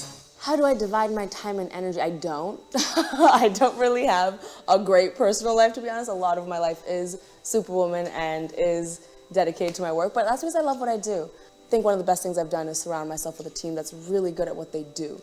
You know, I'm really good at being on a camera or being in a studio, being talent, but I couldn't do that unless, you know, my agency had a really good strategy for me or my PR company knew how to direct me the right way. And so how I decide what to do next is I get really valuable opinions and expertise around me. And I am smart enough to know that that's not always mine. The greatest thing about my journey on YouTube has been I have literally made it up. And I know a lot of people, when I say that, they kind of turn an eye and say, wait, like, you just made it up? You weren't trained formally? And I wasn't. I have made this up in the most organic way possible. I did something because I was sad. It turned into a business. And now I will govern what that business does based on why I started. And maybe that's not a textbook example of business, you know, but it's what I've done. And so when I choose brands, it has to be a brand that, first of all, allows me to use my voice genuinely, same voice I had when I started making videos in 2010. And I want to do more, you know. Of course, I've done one-off videos when I started. I'll promote this product in a one-off video, and yes, I'll hold up this thing and say that if I genuinely like the product. But now I'm about partnerships, you know. I want to do strategic partnerships that are much more than just a one-off brand, and I think that's because I actually do believe in the value of the digital space. You know, my favorite thing to do is walk into a room with traditional suits that own traditional companies and tell them why advertising in the digital space or why me promoting a product is actually so valuable in today's day and age.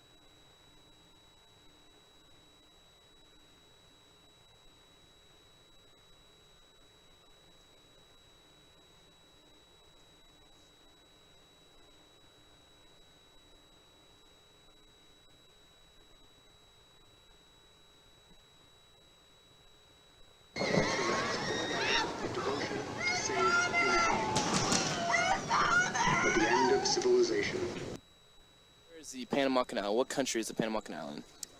Mexico. What country is the Panama Canal located in? Mexico. Okay, where is the Great Wall of China? What country? In China? Okay, so where would the Panama Canal be? In Mexico. Florida. No, Panama. Panama Canal. Wait a minute. No, that's not. That's what you said. What country? Correct. What country is the Great Wall of China located in? China. So where would the Panama Canal be located in? Not China. So if the Great Wall of China is in China, then where would the Panama Canal be? Mexico. If the Great Wall of China is in China, then where would the Panama Canal be? I don't know where the Panama Canal is. It's in Panama. Their parents told them they were special. They could have anything they wanted. They can be anything they want. They got medals for coming in last, which, by the way, we know doesn't work. It devalues the medal for the one who comes in first, and the one who came in last, it makes them feel stupid because they know they didn't deserve it. The kids got into honors classes not because they deserved it, but because the parents complained. And some of them got good grades not because they earned them, but because the teachers didn't want to deal with the parents. And then the kids graduate college, and they get a job, and in an instant, they find out they're not special. They don't get anything for coming in last. Their parents can't get them a promotion, and you can't have whatever you want just because you want it. And in an instant, their entire self-image is shattered. If the vice president dies and the president, who takes over? I know this question. No, wait. It's like some secretary stuff. Yeah. Hey, I'm pretty sure it's the secretary. No, it's not the secretary. It's like, it was like the general. No, it's I don't know. There's 10 birds in the tree. A hunter shoots one. How many are left in the tree? 9. 9. 9? Is that your final answer? Yes. 10 minus 9. Is that your final answer? Yeah. 9? Is that your final answer? No. A hunter shoots 10. Can I get help? No help, I'm sorry. Engagement with social media and our cell phones releases a chemical called dopamine. That's why when you get a text, it feels good. Yeah. Hey, I'm pretty sure it's the secretary. No, it's not the secretary. It's like, it was like the general. No, it's I don't know. There's 10 birds in the tree. A hunter shoots one. How many are left in the tree? 9. 9. 9? Is that your final answer? Yes. 10 minus 9. Is that your final answer? Yeah. 9? Is that your final answer? No. A hunter shoots 10. Can I get help? No help, I'm sorry. Engage. Is that your final answer? Yes. The general. I don't know. A hunter shoots one. How many are left in the tree? 9. 9. 9? Is that your final answer? Yes. 10 minus 9. Is that your final answer? Yeah. 9? Is that your final answer? No. A hunter shoots 10. Can I get help? No help, I'm sorry. Engagement with social media and our cell phones releases a chemical called dopamine. That's why when you get a text, it feels good. Right? So, we've all had it where you're feeling a little bit down or feeling a bit lonely. And so you send out 10 texts to 10 friends, hi, hi, hi, hi, hi. Because it feels good when you get a response, right? Right? It's why we count the likes. It's why we go back 10 times to see if my Instagram is growing slower, did I do something wrong? Do they not like me anymore, right? The trauma for young kids to be unfriended, right? Because we know when you get a hit of dopamine, which feels good. It's why we like it. It's why we keep going back to it. Dopamine is the exact same chemical that makes us feel good when we smoke, when we drink, and when we gamble. In other words, it's highly, highly addictive. Who is our vice president-elect? I did a project on this. It's like, Totally know his name. I know that there's, like Donald Trump's. There's like, I know of, there's one already? I know the 5 elects, but I don't know. Okay. Largest state in the United States. Texas. Population or? By landmass. By landmass. That would be Texas. Arizona. That's not a state. I'll ask her. I'll ask her, Parker. Texas or California, or just stay in the United States. I'll ask her, Parker. I'll ask her. What's happening is because we're allowing unfettered access to these dopamine-producing devices and media, basically it's becoming hardwired, and what we're seeing is as they grow older, too many kids don't know how to form deep, meaningful relationships. Their words, not mine. They will admit that many of their friendships are superficial. They will admit that their friends, that they don't count on their friends, they don't rely on their friends, they have fun with their friends, but they also know that their friends will cancel on them if something better comes along. Deep, meaningful relationships are not there because they never practice the skill set, and worse, they don't have the coping mechanisms to deal with stress. So when significant stress starts to show up in their lives, they're not turning to a person, they're turning to a device, they're turning to social media, they're turning to these things which offer temporary relief. We know, the science is clear, we know that people who spend more time on Facebook suffer higher rates of depression than people who spend less time on Facebook. If Y-E-S spells yes, what does E-Y-E-S spell? Yes? Wait, what? E-Y-E-S? Yeah. I don't know. If Y-E-S spells yes, what does E-Y-E-S spell? Yes. Yes. What continent is Europe in? German? No. It's his own. You have an addicted generation that doesn't have the skill set to ask for help. Combined with the fact that they're so good at Facebook and Instagram, they're good at putting filters on everything. So they're good at showing you how smart and strong they are. These kids who commit suicide, you go look at their Instagrams, you would have no clue that they were depressed. Because they're happy and they're star athletes, right? You'd have no clue. How many sides are on a hexagon? A hexagon? Like 5? I think it's 5. It's 6. Dang it! How many sides are on a hexagon? 7. How many sides are on a hexagon? 6. The way they break up with each other is they just ghost each other, just cut each other out and stop returning texts and returning phone calls because they don't have the skill set to say, hey, it's not working out. It's not me, it's you, right? There's no closure on things. Who is the president of Africa? No idea. Okay. I have no idea. Ooh, that's a continent? Wait. The president of Africa. There's a one president for Africa? I have no clue. Africa's actually a continent. They don't have a president. These things balanced. Alcohol is not bad. Too much alcohol is bad. Gambling is fun. Too much gambling is dangerous, right? There's nothing wrong with social media and cell phones. It's the imbalance, right? If you're sitting at dinner with your friends and you're texting somebody who's not there, that's a problem. That's an addiction. If you're sitting in a meeting with people you're supposed to be listening to and speaking, and you put your phone on the table, face up or face down, I don't care, that sends a subconscious message to the room that you're just not that important to me right now, right? That's what happens. And the fact that you cannot put it away is because you are addicted, right? If you wake up and you check your phone before you say good morning to your girlfriend, boyfriend, or spouse, you have an addiction. And like all addiction, in time, it'll destroy relationships, it'll cost time, and it'll cost money, and it'll make your life worse. Just take a guess at the population of the United States. Billions. I know Billions? it's a lot. Billions in the United States? Yeah. Trillions in the United States? 7 billion. 7 billion? 7 point something billion. 7 point something billion? That's a lot. You think there's a trillion people in the United States? No. No, there's millions, not billions. What do you think the population of the United States is? If 7 billion in the world? 3 million. 3 million. What? No. And so what this young generation needs to learn is patience. That some things that really, really matter, like love, or job fulfillment, joy, love of life, self-confidence, a skill set, any of these things, all of these things take time. Sometimes you can expedite pieces of it, but the overall journey is arduous and long and difficult.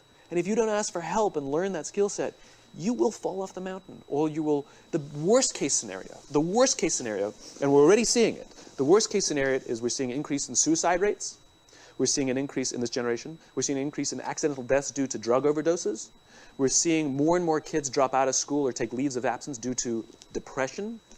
The best case scenario is you'll have an entire population growing up and going through life and just never really finding joy. They'll never really find deep fulfillment in work or in life. They'll just waft through life and it'll be just, it's fine. How's your job? It's fine. The same as yesterday. How's your relationship? It's fine. Like that's the best case scenario. Parents have to intervene. We have to stop giving our kids free access to social media and phones at young ages. They are not ready for it. Their minds cannot cope with the dopamine. Balance is fine. You can give a kid a phone, but they can't use it in their bedroom. They can't have it at the dinner table. They can't take it to school. They can only have it up to a certain hour, and you take it away. They're children. You can take the phone away. Don't wanna be an American idiot. Don't want a nation under the new media. And can you hear the sound of hysteria? The subliminal mindfuck America.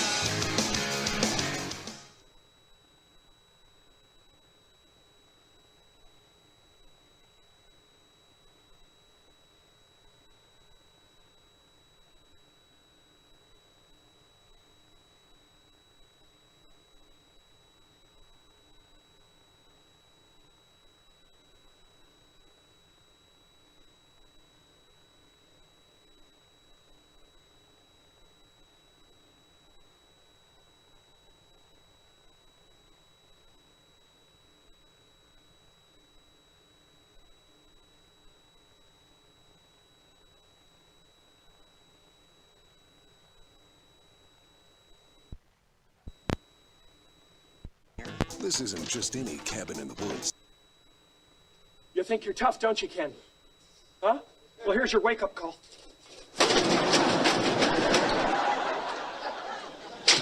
Excuse me. Hi. Are you the guidance counselor? Have a seat. Okay, thanks. Name's Ed Bacon. What's your name, son? John. John. John. Yeah, John. Let me just get out the John file. Yeah. John. Yeah, John. John with no H. What do you know? There's 200 freaking Johns in this school. Maybe you're one of the lucky ones whose dad actually stuck around long enough to give him a last name. It's Sanders. John Sanders. John Sanders.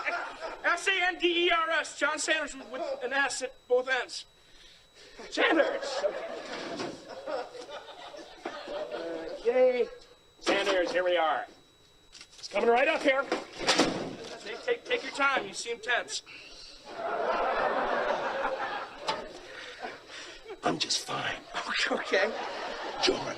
All righty. Now, John, according to this, you've been spending a lot of time in art class there. Yeah, I'm hoping to be a painter. Interesting. Yeah. What about the Marines, son? The Marines? I'm just suggesting that because you seem a little poofy to me. A little sweet in the pants, you know what I mean? Yep, I definitely say the Marines are for you, John. Make you tough. Take a shot at me. Come on! It'd be good for you, John. Be real good for you. All right, Mr. Bacon, you can spit on my dreams if you want to, but I'm gonna show you and everybody. Someday I'm gonna be a painter. Well then, by all means, paint. Just paint your sissy little heart out. Hell, I've just been doing this for 15 years. What do I know? Huh? I'm an idiot, right? Get out of my sight. Get out! And don't call me from the homeless shelter either. Everything all right? What's with John? I guess he just had a little bite from the big reality sandwich, and he started to choke on it. Who are you? Danita Clark. You sent for me. Right, Danita. I've been looking over your file. I see you've been studying ballet lessons for 14 years. That's right. I'm going to be a ballet dancer. I'm going to spend the summer in London studying at the Royal Academy.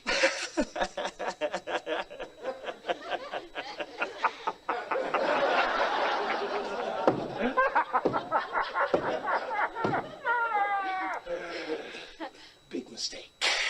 Have a seat, Danita. I've taken a personal interest in your career. Now, why would you want to go all the way to London when you could pursue your dream right here in the States? How? As a stripper. There's good money in stripping. I don't care. I'm gonna be a ballet dancer. Wake up, Donita! You're not very pretty and you're not very smart. So you can thank your lucky stars that God gave you such a great rack. It's your choice, Donita. Strip or starve. Mr. Baker! Now, Donita. I know this seems harsh, but I'm telling you now because in 10 years, those knockers of yours are going to be down around your ankles. That's what happens with big ones like yours. It's a little law called gravity, Donita. Now, here's what I want you to do. Drop out of school immediately. Go see my friend Kenny at the Jug Shack. Address are on those matches. Yep. I can still make a difference. Well. If it isn't Marlon Keene. You know, they used to say you couldn't score below 400 on the SAT. It's an honor to meet the man who proved them wrong. Nice to meet you, Mr. Bacon. He speaks! Oh, Marlon, it seems that even a cud-chewing cretin like yourself is entitled to work. So, why don't we pull out the old career skills manual and see what magnificent opportunities await somebody with your special needs. Now, let's see. Here's one. Neck ringer at the slaughterhouse. You'd have to be smarter than the chickens to catch them. Garbage man. That's like putting a kid in the candy store. Here we go. No skills, no brains required. And that would leave only one profession. It would be... What does it say?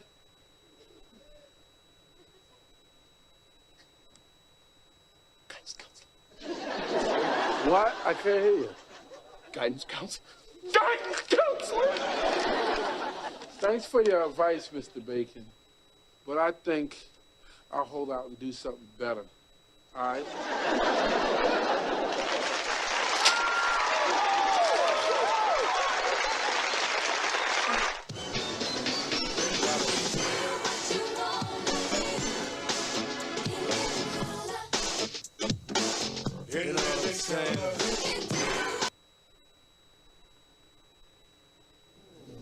Am I crazy or is that... Oh my... My God, it is! It's Mr. Rogers! Let's go introduce ourselves. I don't know. Oh, come on. Excuse me. You're Mr. Rogers, right? Why, yes, I am. Hello, neighbor. Hi. Oh my gosh, I don't know what to say. I grew up watching you, and I just really think you have made such a wonderful contribution. It's just so nice to meet you. I'm glad to meet you too.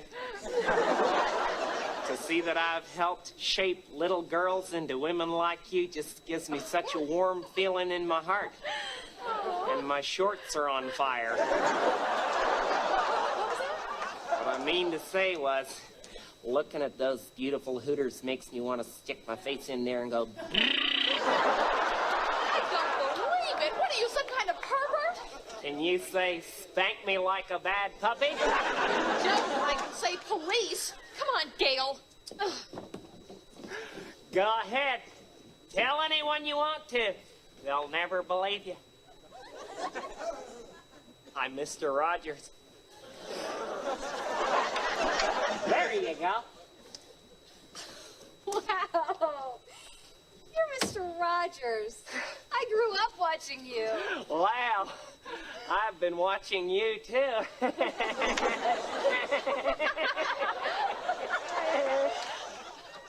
Would you like to see my puppet? Sure. Oh, there he is. He's Prince Henry. Oh, hi. What a pretty dress you have on. Well, thank you, Prince Henry. You know, in my kingdom, I'm the inspector of all fabric.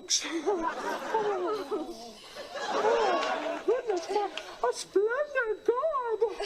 Oh, what do you call this? It's just a kind of... Hey, Prince Henry. Let me show you how I fluff Lady Elaine's pillows. Let me just check these out. Lorenzo's oil massage. Pound Hog Day. These are porno tapes. And my little Bobby watches you every day. That's nice. Give him this for me.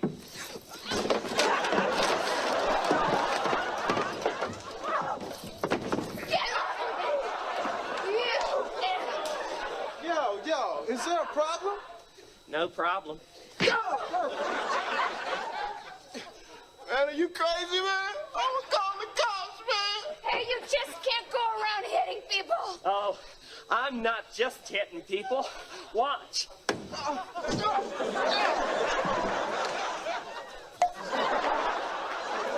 Hi there, Mr. Brostrop. What's going on? Where's he at? There he is. That's the guy. Oh, man, this is fantastic. Mr. Rogers, man. You're Mr. Rogers? Well, thank you, officer. Oh, man, this is fantastic, man. My kids watch you every day. You know what? I'd be a big hero if you could give me an autograph. Oh, give me a break. Mr. Rogers made lewd comments to us. Mr. Rogers attacked me. Mr. Rogers kicked my ass. I think somebody's living in the land of make-believe. When you lie, it makes me mad. When you fib, I just can't be glad. I think these youngsters could use some guidance. All right, come on. Come with me, embarrassing Mr. Rogers. You should be ashamed of yourself. This man is a national treasure. Thanks a lot. I'll take care of it. All right, everybody into the cars. Come on. Come on. No more of this. Hello, hooker. I want to go all the way around the neighborhood tonight.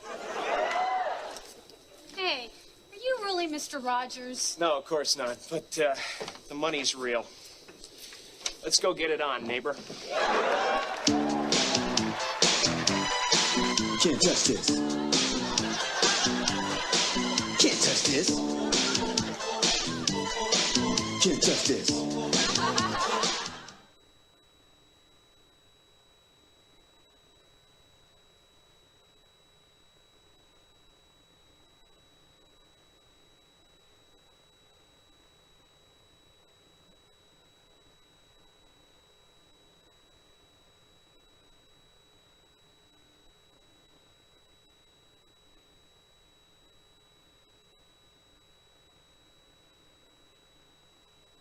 Introducing Gobi. We offer thousands of tours and activities in hundreds of destinations worldwide.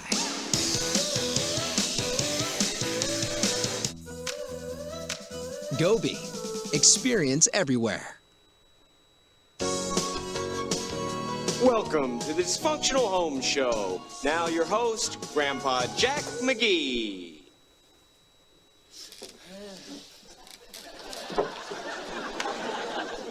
Oh. Hi, friends, and welcome to the Dysfunctional Home Show, where we teach you how to live the dysfunctional lifestyle. Are you ready for dysfunction? Great! I'm all dead inside. Oh, no. Look who's here. It's my pride and joy. Daddy's little princess. Daddy, you're drinking again. Of course I'm drinking.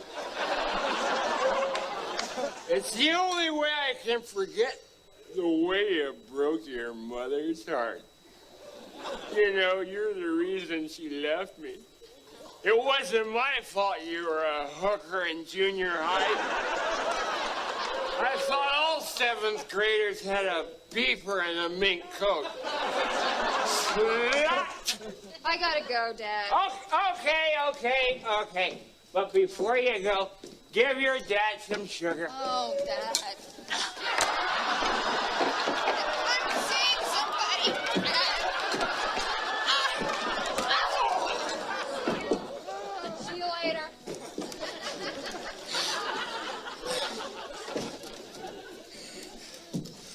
That's what you call tough love. Aren't we just a model family?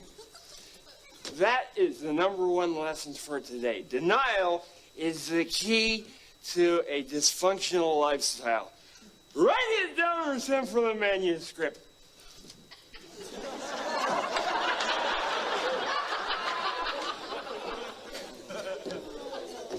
Okay. Now, we're gonna do some dysfunctional cooking. Where's the food? Check the cupboard, Dad. I know where it is.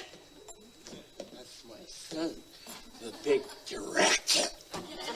Thinks he's better than me because I have a drink now and again. Son, you're nothing and you'll never be nothing.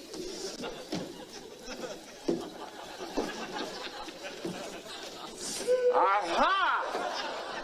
There it is. Pork and beans.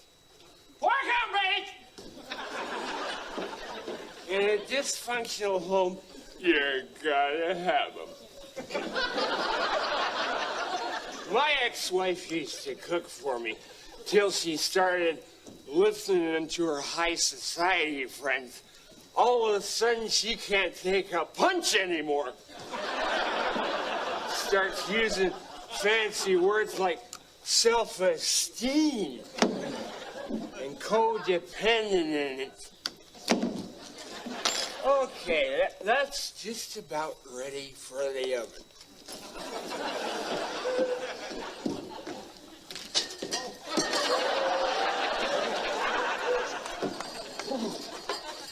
I gotta remember to preheat this sucker.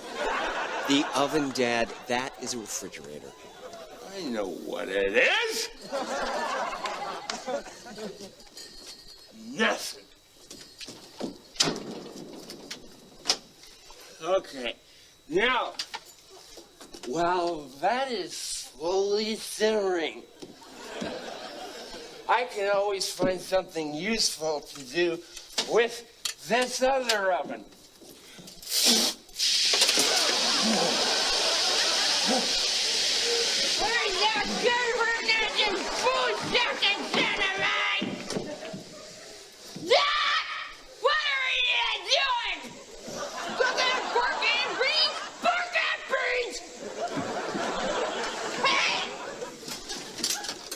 I'm trying to kill myself. Oh, you gotta put the oven on high! You don't know how to do anything right! You're a loser! Your brother Bobby knew how to kill himself! He was a real man! But not you! Oh, no! You can't even get yourself right! You are a failure and you'll never amount to nothing! Nobody loves you! Nobody!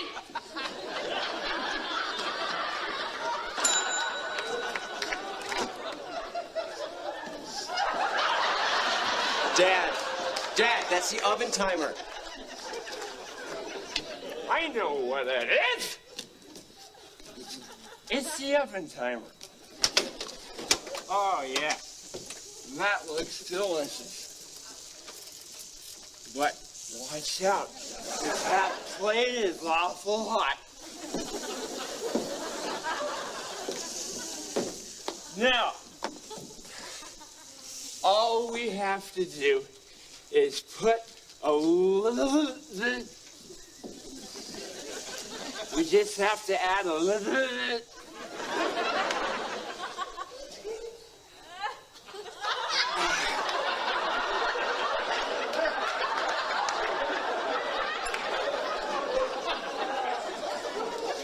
You just have to put a little bit of garnish on it. There you go. There you have it. Pork and beans. Pork and beans! Now I can have this nice, sumptuous meal when I come back from my drive. Would you stop him, Stephen? Grandpa, no! Come on. Hey, give me the keys. Get off me, you sons of bitches, I'll kill you. Come on. This is lesson number 5. Take everybody else down with you. This has been the Dysfunctional Home Show with your grand host, Grandpa Jack. All I wanna do is zoom, zoom, zoom, zoom, and a boom, boom. All I wanna do is zoom, zoom, zoom, zoom, and a boom, boom. All I wanna do is zoom, zoom, zoom, zoom, and a boom, boom. All I wanna do is zoom, zoom, zoom, zoom, and a boom, boom. Jiggity yes and check, baby, 1, 2, 3, 4. Check, baby, 1, 2, 3. Check, baby, 1, 2. Check, baby, 1.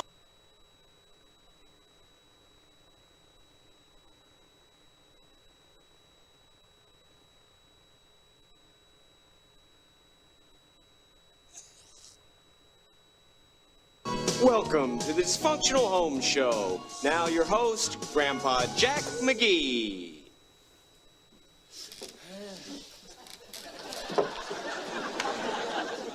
Oh. Hi, friends, and welcome to the Dysfunctional Home Show, where we teach you how to live the dysfunctional lifestyle. Are you ready for dysfunction? Great!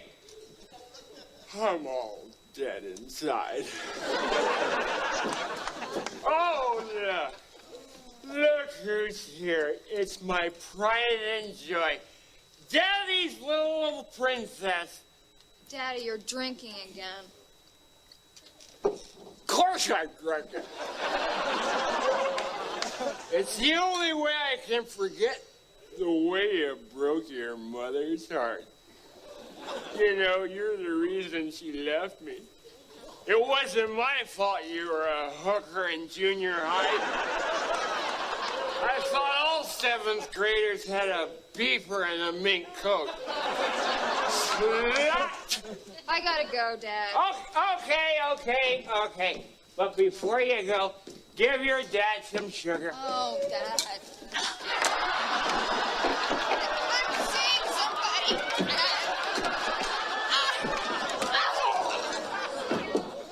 See you later.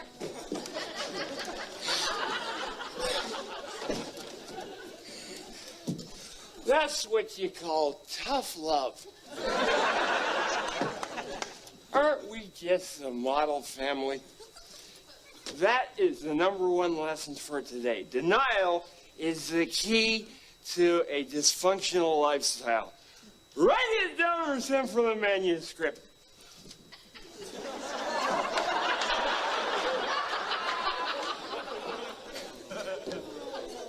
Okay.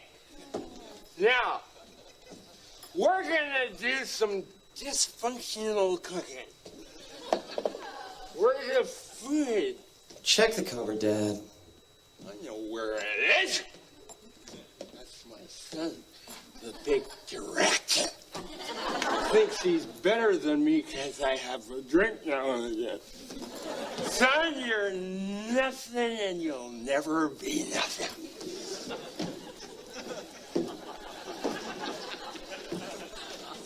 Aha! There it is. Pork and beans. Pork and beans! In a dysfunctional home, you gotta have them.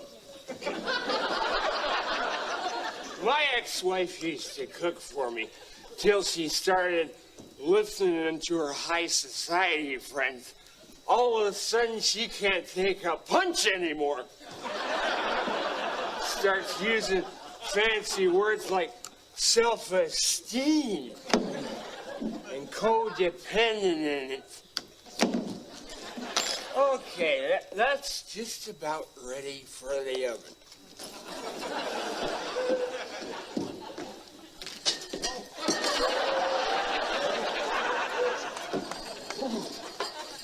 I gotta remember to preheat this sucker.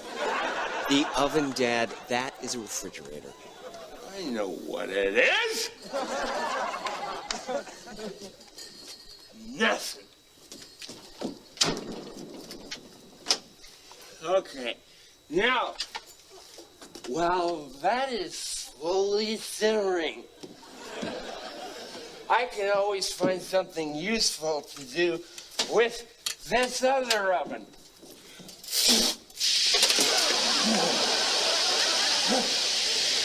Where's that good for food stuff instead of mine? Dad! What are you doing? Cooking pork and beans? Pork and beans! Hey! I'm trying to kill myself. Well, you gotta put the oven on high! You don't know how to do anything right! You're a loser! Your brother Bobby knew how to kill himself! He was a real man! But not you!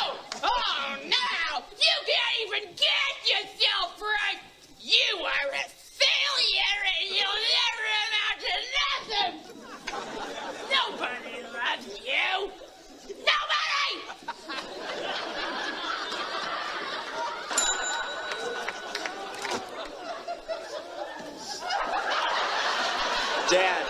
Dad, that's the oven timer. I know what that is! It's the oven timer. Oh, yeah. That looks delicious. But watch out. That plate is awful hot. Now, all we have to do is put a little bit.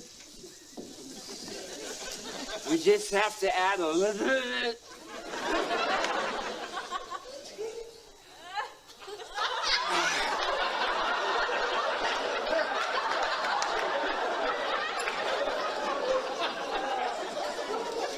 Just have to put a little bit of garnish on it. There you go. There you have it. Pork and beans. Pork and beans!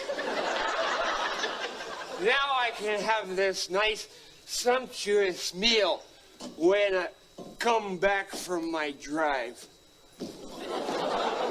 Would you stop him, Stephen? Grandpa, no! Come on. Hey, give me the keys. Get off the keys. Sons of bitches, I'll kill you. Come on. This is lesson number 5. Take everybody else down with you! This has been the Dysfunctional Home Show with your host, Grandpa Jack. All I wanna do is zoom, zoom, zoom, zoom, and a boom, boom. All I wanna do is zoom, zoom, zoom, zoom, and a boom, boom. All I wanna do is zoom, zoom, zoom, zoom, and a boom, boom. All I wanna do is zoom, zoom, zoom, zoom, and a boom, boom. Jiggity yes is check, baby, 1, 2, 3, 4. Check, baby, 1, 2, 3. Check, baby, 1, 2. Check, baby, 1.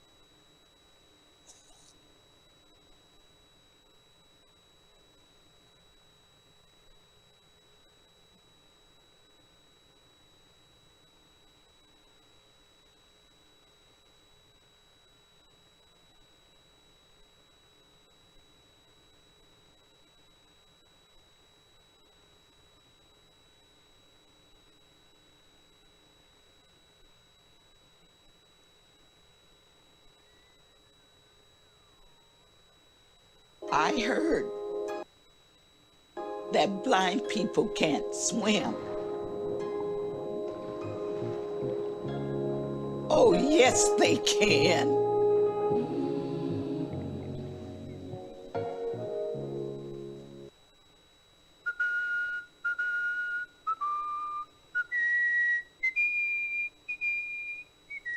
The primary differences between an average whistler that you might hear just on the street and a champion, an artistic whistler, are a couple of factors. One is the range, how high and low can you go? Another are the techniques that people use. For example, I've developed all these funky techniques as the regular lip whistle, but I can also whistle with my tongue and then go. So I use those as embellishments to mimic an instrument or to add diversity, and it really helps me interpret the music in a more interesting way.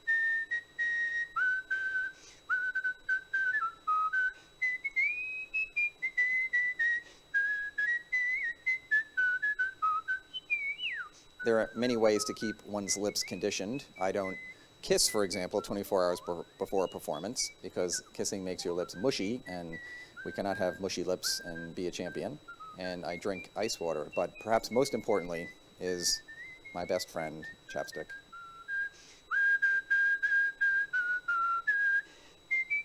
There is a handful of people around the world who can whistle, love to whistle, and have turned a routine type of sound into art.